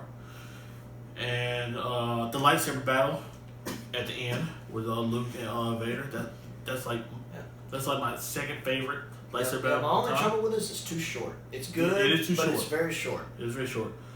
But the most favorite thing I like about that series, about that movie, is the Battle of Endor, the space battle. I love that battle. That's a good bet. That think is my favorite battle of all time. When you see Lando Calrissian in the Falcon leading the forces against second Death Star and against the Star Destroyers, I love that. I like that a lot. And my most personal thing is when you see Darth Vader actually realizing what he needs to do, killing the Emperor to save his son, and Luke finally can see his father eye to eye before he dies, and getting the funeral power that he deserves. Finally releasing himself, and like a short minute later, he becomes a Jedi ghost. To me, I'd say that is pretty much a very good ending to Space Saga for me. But that's my number 2. Well, Alright, my number 2 is also Return of the Jedi. We're all number 2, Return of the Jedi. I love that. You said number 3 was your Return of the Jedi. No, number 3 was my Empire. We just talked about that. Oh, that's right. 2 is your Return of the Jedi? Yes. We'll get to it. Go on. this is weird. As I was saying. Wait. No, you Oh, know what his no. first is. Oh, yeah. God. Yeah. I'm You can hurting. get your torches out later. Okay. Pitchfork on ready. Keep going. But I just love. You got it. Somebody call Columbo and Perry Mason. This is my favorite lightsaber. Of all the Star Wars movies, this is my favorite lightsaber. Actually, keep talking. Okay. Return of the Jedi. I love the Jabba stuff. I actually like the Ewoks. I know some people hate them. I think they're too child I hate friendly the or Ewoks. goofy. I love the Ewoks. I thought they were funny, unnecessary. and they're cute and they're cool. So whatever. Shut up. Ewoks are cool. Ewoks are cool. I like them. I love the ATST. That's a nice addition. The speeders. I love one of the things I love with Return of the Jedi is we don't get to see Luke become a badass. He just becomes one. That looks better. They look almost the same. That's the Saber Forge Exalted. That's the Ultra Sabers Archon. This one has an amber LED. That one actually has a green one. But I love. I love Return of the Jedi because of the Jabba stuff. That's cool. I love the stuff on Endor. I do enjoy that space battle. That fight scene between Luke and Vader at the end is actually my favorite lightsaber battle of all time. It may not be the most intense one action-wise, but all the drama there as Luke is struggling to resist the temptation of the dark, refusing to give in to his anger. That scene where he finally throws his lightsaber away. No, I will not turn. I am a Jedi Knight like my father before me. I love that scene. I love when Vader turns, that moment where Luke snaps because Vader taunts him about Leia, and he just loses it, and there's nothing but rage as he just beats Vader down. Wears him out. That's the only reason he falls down. He's wore out. Luke never hits him. He just fights, ducks, and falls. He just wears him down. He just catches him, and then Luke catches himself. I love that scene. It's like it's my favorite lightsaber duel in the entire series. I love the Emperor in it. The music in the throne room. I like that too. I like when the video games incorporated it. You see that in the games a lot, and I really like when they use that. I love that song. I also think that Ian McDermott did an amazing job. I mean, a great job. I like the fact that they cast him in the prequels as Palpatine. And he did a good That job was as good prequels, too. casting. Sure. That was one of the best things about the prequels. Yeah, Was he Ian does. McDermott as the Palpatine. And I did like that in Empire, the special editions when they reshot that scene. That's one of the For Empire. changes I do like. That is one of the changes. That's probably the best change. We'll for get me. to that. I love him in Return of the Jedi. I love Luke and Vader's fight scene. I love that we don't get to see Luke become a badass. I love that there's just this indeterminate time between Empire and Return where Luke has finished his training, he's gotten it together, and when we see him return, he's not an arrogant kid. He's not someone rushing in over his head to try and save people he cares about. He's He's confident Inner peace and and he self-confidence. knows what he's doing. And it's awesome. I love that we get to see Leia continue to be herself and run out into battle. I love her and Han in that movie. Their dynamic is great. I love when they're when they're kind of trapped and she pulls out two guns and he's like, "I love you," and she goes, "I know." I love that scene. The entire 3-part end with the lightsaber duel, the space battle, and the battle on Endor, I love every part of that. I think Phantom Menace tried a little too hard and went a little too much, but I Agreed. think all three of these battles fit together tonally and just work together well. The closest I would argue, really well. if you had tone issues, and I can see why some people would feel the Ewoks were a little too silly mixed in with that lightsaber battle, but they don't bother me personally. I enjoy them. Like I said, I like the Ewoks. my biggest problems with Return of the Jedi, I really only have one, and it's not really a fault with Return of the Jedi. It's a fault with the special edition. All the changes to the Jabba Palace scene in the special edition, that CGI that music song, dance number yes. they throw in there. Yes, it's terrible. It's ridiculous. It's terrible. I hate that. But I do love Jabba. I love the Rancor pit scene. That's badass. I love that Luke, even without his lightsaber, still manages to Kill the Rancor. kill the Rancor. I just love that movie in general. I think it's an awesome film. It's a lot of fun, but it's also got its good moments. It's a great way to end the series. And honestly, it's one of those situations where I love Force Awakens and I'm glad we're getting more Star Wars films. But unless Episode 9 really washes out the bad taste in our mouth that 8 has left, I think I kind of would have preferred it if it just ended with 6 in Return of the Jedi. And 6 we has never a got happy more. ending. Our characters that we love, and especially our childhood, Yes. we grew up really with 3 movies. It was a great ending. They had a happy ending. You know, we had the books. The books were great. They're gonna I rebuild the love Republic. books. Luke and Mara Jade got together. And Mara Jade, I love Mara Jade. She's such a cool character and has such a great character arc, and she's gone now. There's so many great characters that aren't canon anymore or had to be reintroduced as canon, like Thrawn. Thrawn's amazing. And it's just that the new movies have gotten rid of all that old canon. They had so many good characters. when Yoda dies too, that's another scene I love. When Luke and Obi-Wan are talking about the truth about his father, I love that. Yeah, It's 'cause hard. I think up until then you had to wonder if Vader was lying. Kind of like everybody's wondering if Kylo Ren's lying about Rey's parents. Now Right. we don't know. People wonder if they're really nobodies or if he's lying. A lot of people had to be thinking about that after Empire, before Return. Is Vader lying? You know, is he really Luke's father, and they or kind of confirm it with exactly with Yoda saying, "Your father he is"? You know, the- because even Luke wasn't sure. Luke had to ask. and I love that scene. I love him with Obi-Wan. I like how, and it really highlights just how optimistic and hopeful Luke is, and how he sees the good in people. Is even Obi-Wan and Yoda, Had two of the given best up on Jedi that, Knights, yeah. are like, no, He's don't more do machine it. than man now. And Luke refused to give in. And that message in Return of the Jedi, before I pass it on and he Yeah. talks about it, is one of the things I love about it is the message at the end about what being a Jedi truly means. Is it's not about being powerful, it's not about winning battles, it's about peace and the good in people. And the fact that Luke sees that when he refuses to give in to his anger because he has faith that deep down inside Vader is still Anakin Skywalker, and that faith pays off. That's why, even when I enjoy the prequels, I still love Return of the Jedi more, is I feel like that's something that kind of got abandoned a little bit in the prequels. And even in the newer movies, it's why I hated the way Luke is in The Last Jedi. Yeah, Is doesn't because fit his character at all. Luke is a Jedi more so than almost any of the others, and what that means is that violence and especially murder are only when you have no other option, like with Palpatine, where there is nothing but anger and hatred and evil.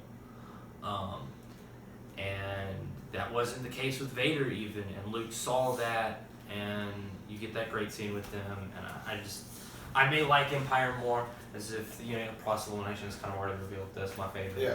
But I still love Return of the Jedi. It's a great movie. It's a great way to end the trilogy. Like, those are movies where every once in a while I like Return more, but more consistently I prefer Empire, so it's going to be in my top spot. Same here. Yep, and moving to my number 2, it's Return of the Jedi. They've pretty much covered the main good points. I love the fight scene between Vader and Luke.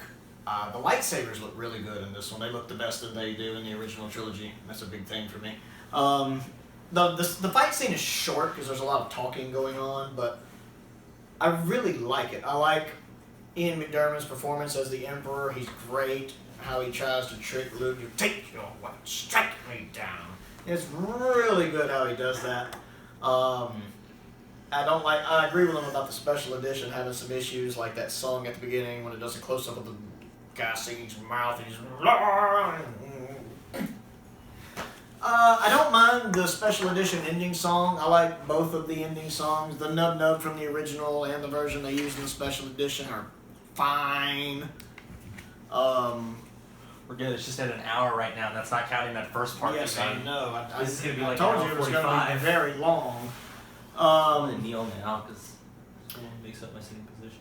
And I liked seeing a green lightsaber for the first time. It was nice to see there were lightsaber colors. Well, that was a good reveal, right? Because you don't see his lightsaber blade until R2 shoots it Shoots to it him. to him and he cuts it on off. Yeah. Which is actually one of the reasons I think they originally made it green. They were going to have it blue, but it was having problems blending in with that blue sky, so they had to make it green to differentiate it. Which ends up making it cooler. And Yeah. it makes it a nice transition. Well, I like the fact that it's a different color. That's neat. That scene when it first shoots out and he catches it and cuts it on is always epic for me. I love that when he catches the board, pulls himself up. I love how Luke has grown. How he's confident.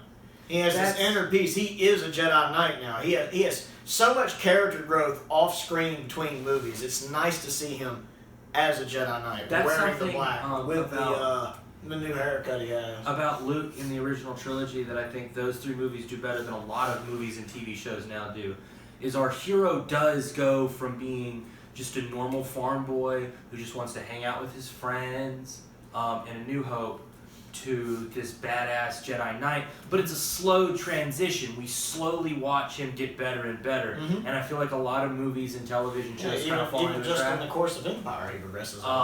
Will have their character just jump straight to badass. And I love that Luke is a slow transition because it makes it all the more rewarding when we see him in Return of the Jedi and he's finally in complete control of himself and he's finally able to go toe-to-toe with Vader.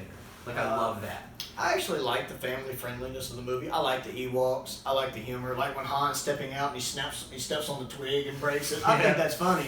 I like C-3PO's worship as a god. Yeah, it is against my programming to imitate a deity. I like how Han's ready to shoot him. We're gonna die.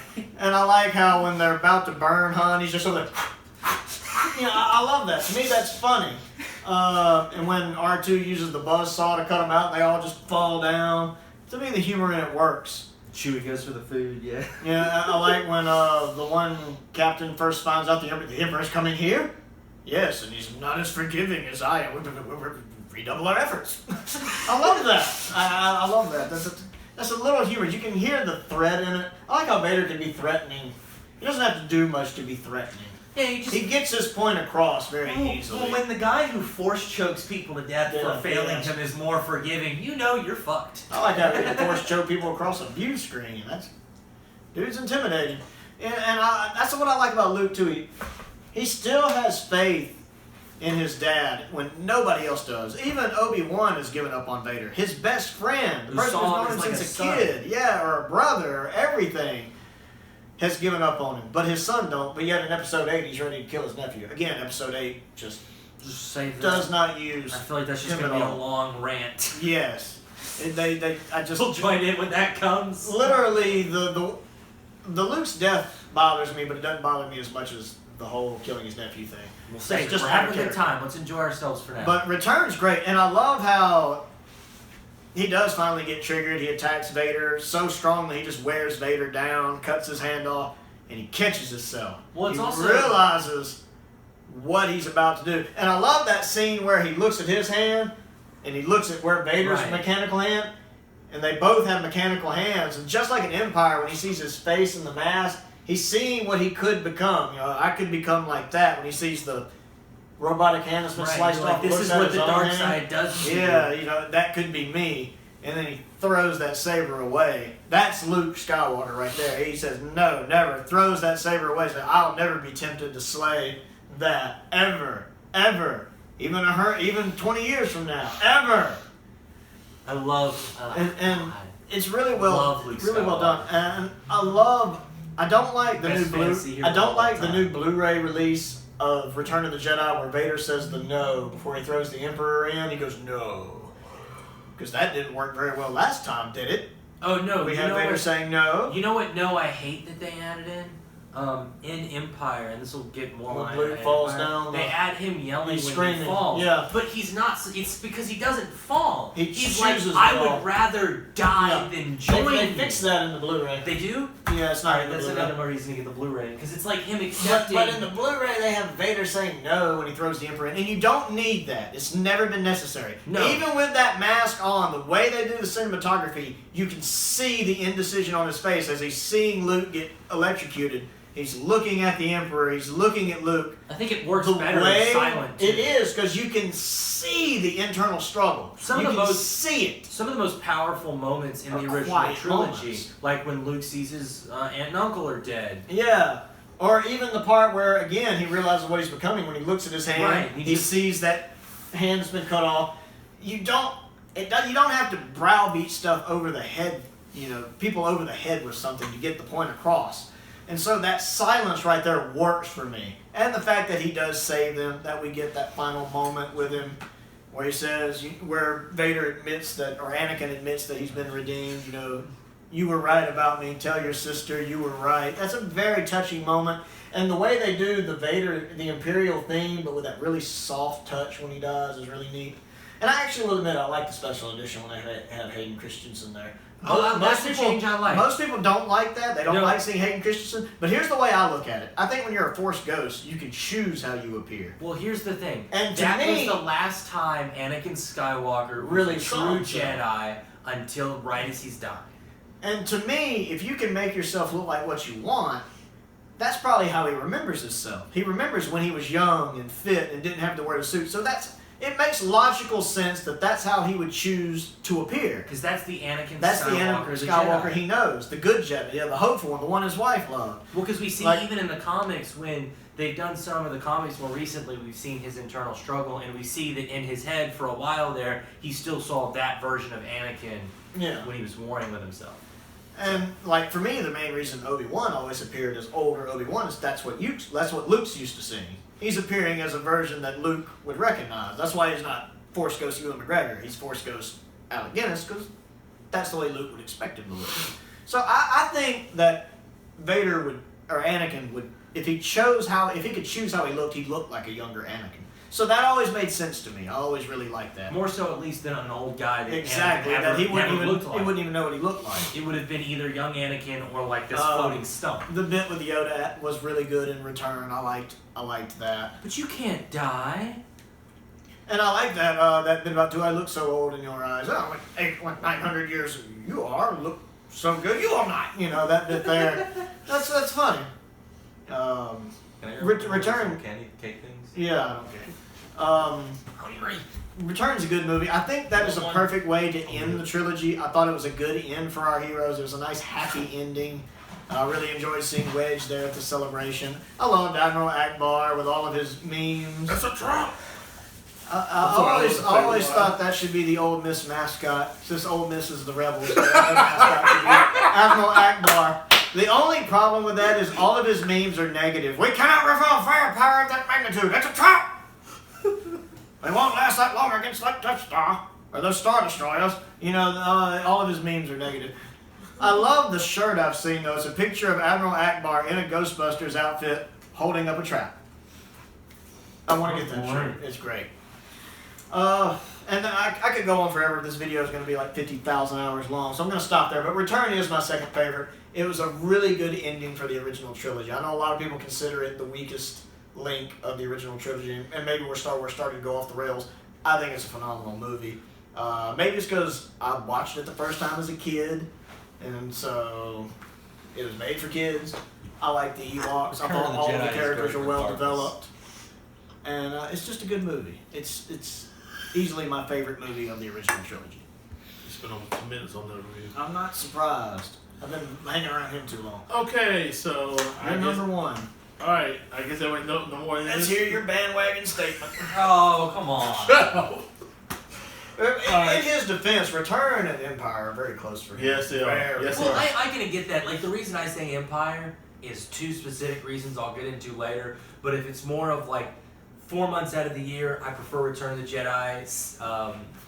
The rest, I prefer Empire. And so, That's yours. Okay. more often than not, I'd rather watch Empire. But I Okay. do love Return. Okay, my number one is, of course, Empire Strikes Back, from start to finish. The Good battle, pacing. Really good pacing. yes. The battle hoss, excellent. The Falcon flying to the meteor thing, I like that. Luke's training with Yoda, very tough. I like that too. The betrayal from Lando to Han, that was pretty powerful. Seeing Han get frozen carbonite, that was cool. Watching Vader block those shots and then just steal his gun out of That's his true. hand. That was cool. That is true. The introduction to the bounty hunters, IG-88, Boss, Boba Fett. That was cool. Is it a scene in Empire Strikes Back? It's probably cool. The Super Star Destroyer. I would never thought I'd ever see a ship bigger than a Star Destroyer, other than a Death Star, but that's Super Star Destroyer. I think that's my favorite ship.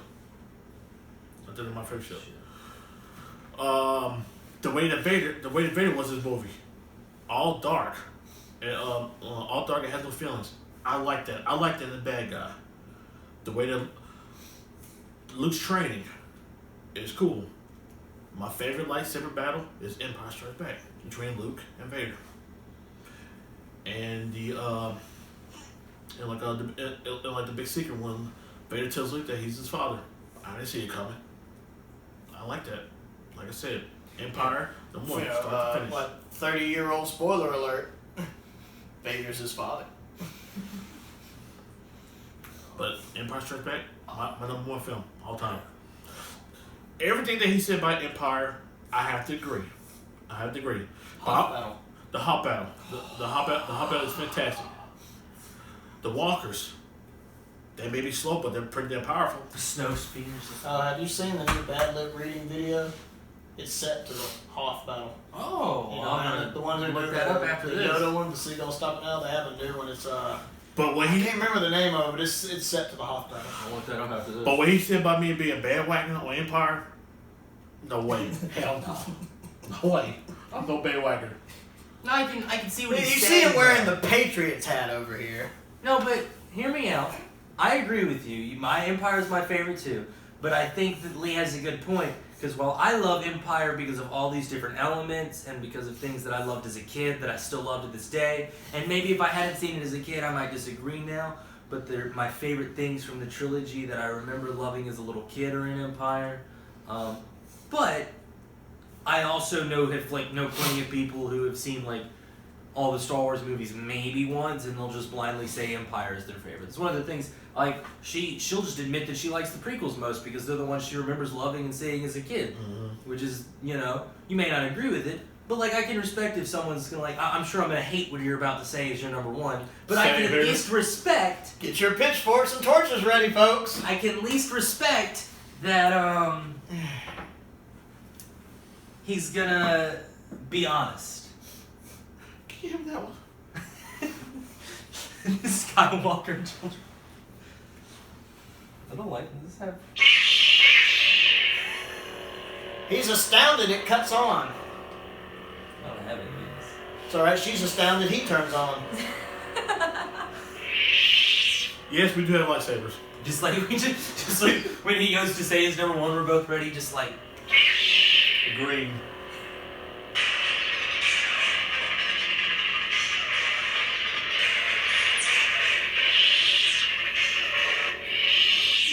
all right. Carry on.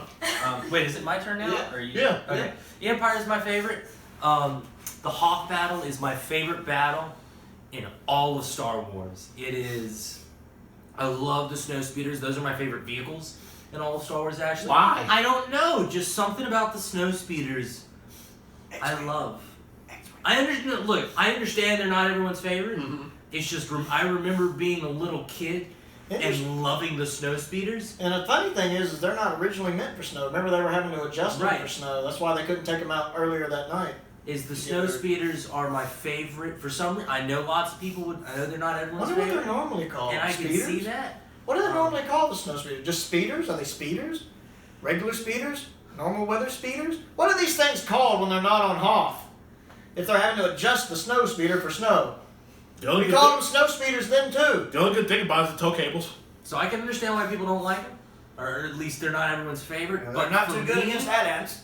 But for me, Right around the legs, of course. But for me, the snow speeder is my favorite vehicle. Oh, wow. Just because something I don't know either. Just something about it as a kid I loved. My favorite Lego set is a little snow speeder I have. It's not the coolest set I own, but it's my favorite because it's the snow speeder.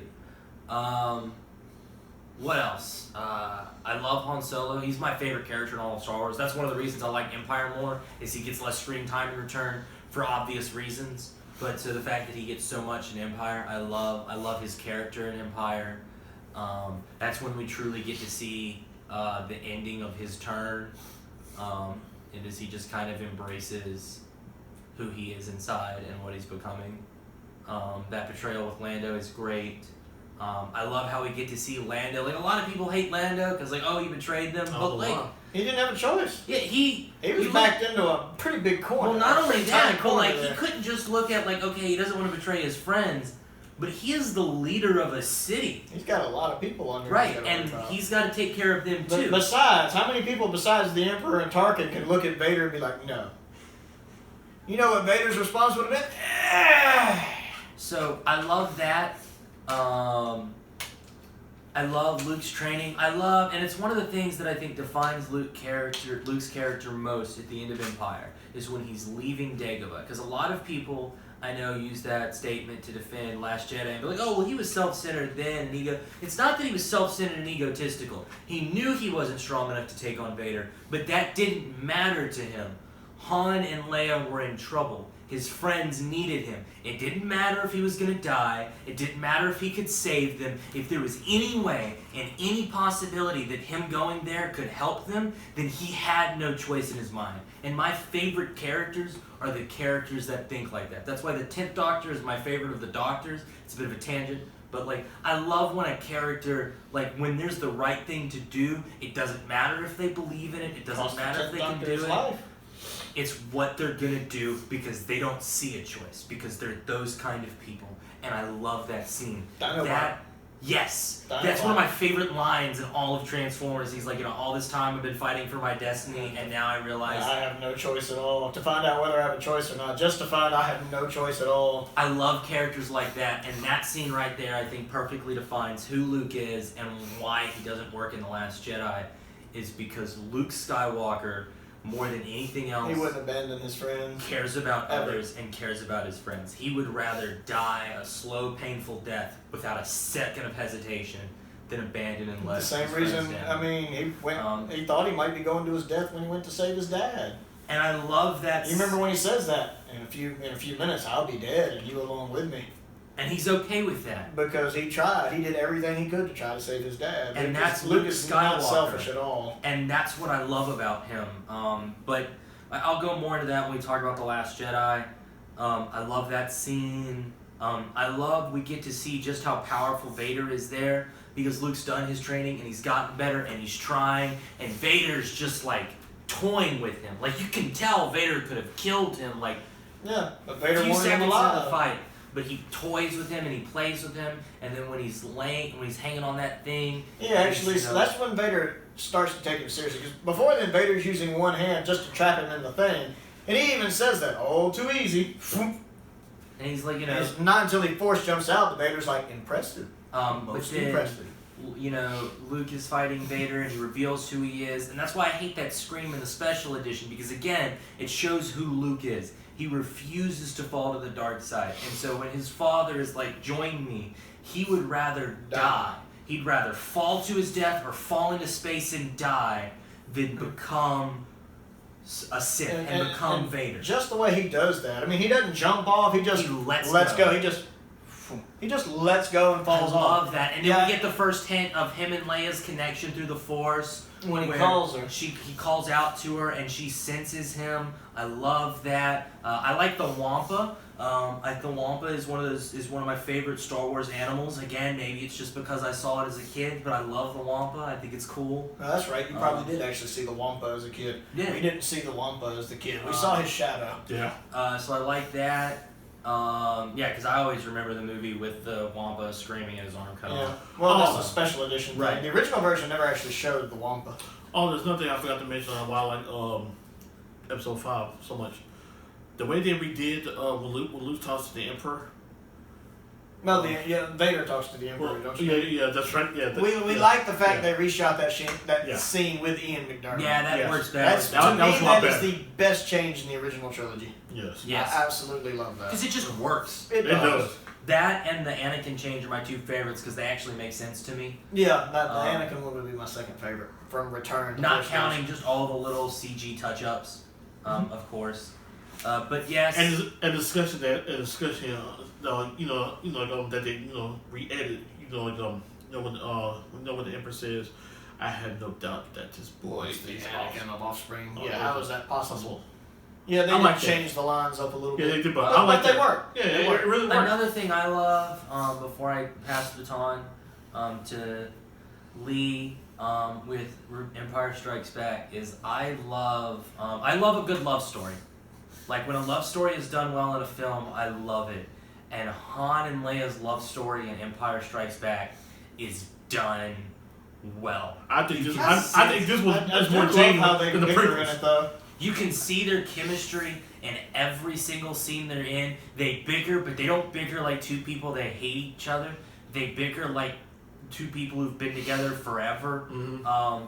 I love their dynamic. I love that hallway scene where he's backed her into a corner. And what I love about it is I've heard some people complain that they feel like that scene's rapey, and I would disagree. The reason I love that scene is because Han is only pushing because he can see, and you can see as the audience, in Yeah. Leia's demeanor and her face. She's definitely interested. She's interested. Like, she's acting like, oh, I couldn't love a scoundrel like you, but you can Scoundrel? but you can see in her face, like, just that level of attraction is kind of what they tried to go for with Anakin and Padme, even though they failed horribly. Yes. Is that attraction that even though logically they both know, like, this isn't someone that, like, the person I am right now can be with, they love each other, and that pulls through, and I love that. And that's one of the things I love in Return of the Jedi, is the first person in their master plan to show up and try and save Han isn't Luke, it's not Chewie, It's Leia. it's Leia. And I love that. Okay, hold on, because I'm committed to this. Actually, Same here. I'm committed to I this love gag. that scene when they're talking in the highway, and she gets right after he walks off. She's just mad, irritated, and standing there like you can tell she's frustrated. I love that scene. Are we ready? Yeah. They're not going to be able to hear me with those on. Oh, are Or these maybe that that's loud? the idea. They're pretty loud. I don't know if I'm holding this right now. And my favorite Star Wars movie of all time, you may get your torches ready, folks, but I can at least say that it's my honest opinion. Argument. My favorite's Revenge of the Sith. And there they go. And if they'll give me half a second, I'll tell you why. The floor is yours. Because it's one of the few Star Wars movies I don't ever have to fast forward through anything at this point. Now, the original trilogy, if I fast forward through anything, it's just because I've seen them a million times. And I've watched the old movies a lot. I still have VHS copies of Which them. one is this? I need to pick this up. That's the chosen one, Vader's Hilt. No, but like from which company? Ultra Sabers. I should pick this up. Yeah, and then that's their version of the graphics. I actually have a video on YouTube comparing the two. I really like it. There's no slow parts in Revenge of the Sith to me. It's always something going on. There's never a point where it gets boring or dull.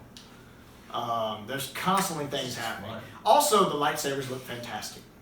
And again, if you're judging whether a Star Wars movie is good or not, that should be your number one priority. How good do the lightsabers look? Because the lightsabers are the most important part of Star Wars. It's all right. I'm sure you've been wrong before. You should be used to it by now. But I really like the opening scene. To me, the opening scene of Episode 3 is the best opening scene of any movie. Just that when it pans down and that epic battle is going on. I remember the first time I saw that in theaters, that epic battle, I was blown away. The special effects looked great. Sit down. Especially the Jedi Starfighters. It looked great. The Those are cinematography there was I do cool in love that that battle. intro scene. And I really like, in the whole intro part, you get to see the camaraderie and the friendship between Anakin and Obi-Wan. The way they banter, to me, is great. Oh, I love that, but I think it love makes his their turn banter. make less sense. And I wish we had gotten more of that. We do get a lot. Is it still going? Got 10% left. Hurry up. Okay. I think the banter is great, though. The way they get along. I love the little jokes about R2. No wire jokes. I didn't say anything. I love that. Yeah. I love the talk between them. I like the fight between... Anything with Christopher Lee is awesome. Agreed. Christopher Lee makes everything awesome. I love Christopher Lee to death. He's an amazing actor. I loved him in Lord of the Rings. He played Dracula like a dozen times. He's awesome. And I mean, we're talking about a guy who literally fought Nazis. And I wish we'd had more of him in the movie, but I think when he's in there, he's utilized well. I like the fight scene with him. I like that little bit where Anakin kills him. You kind of see the darkness in him.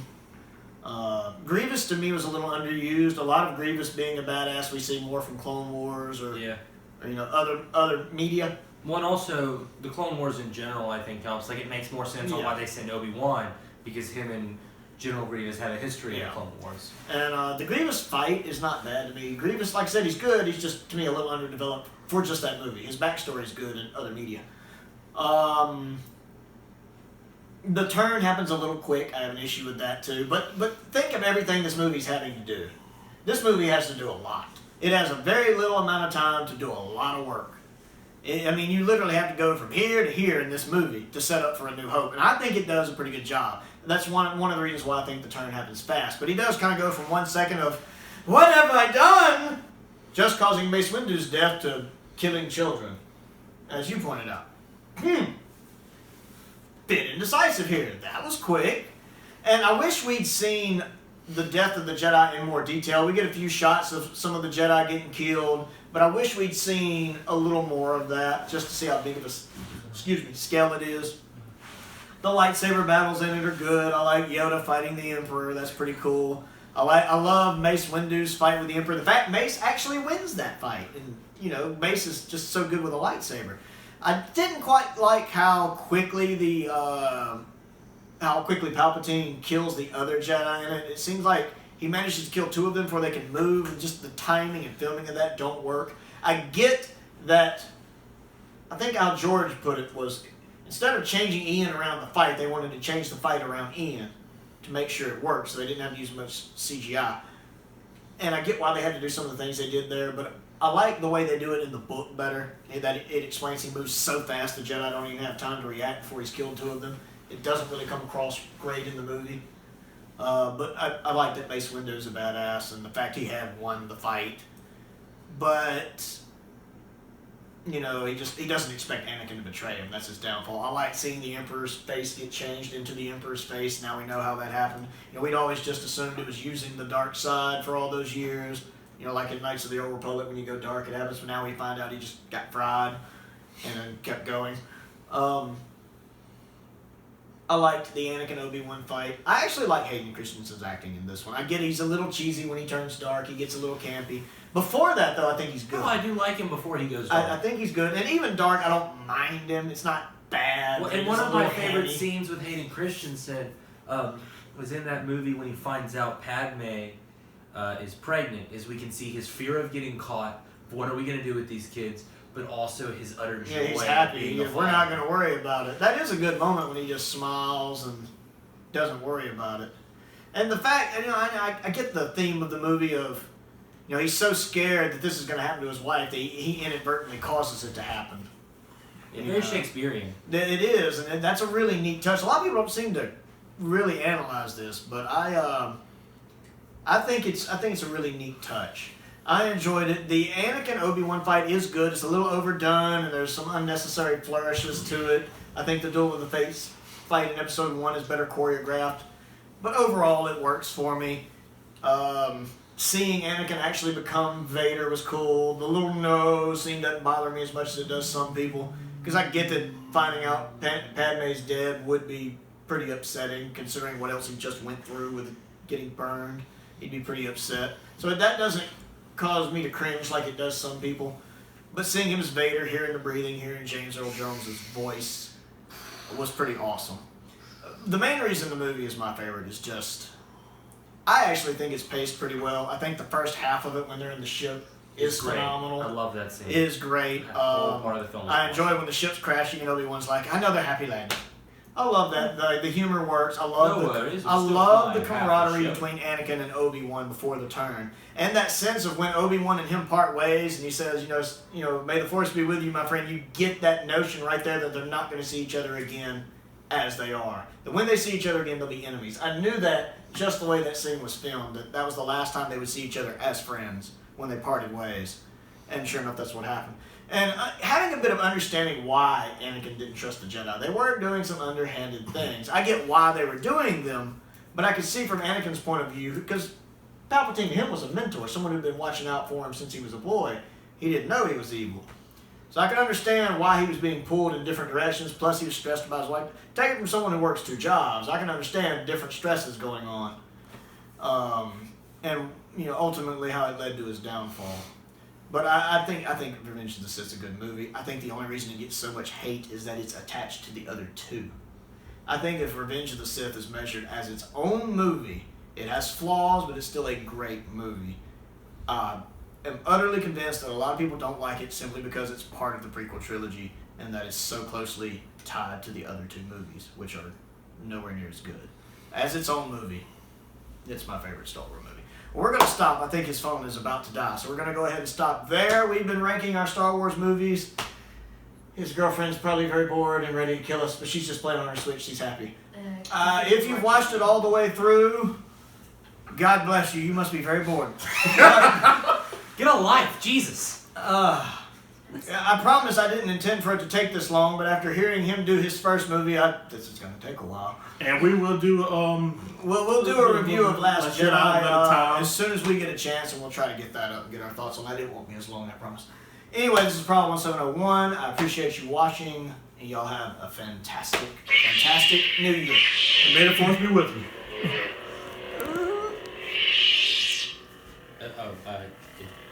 I think I cut it off. No, you didn't. Gotta press the square.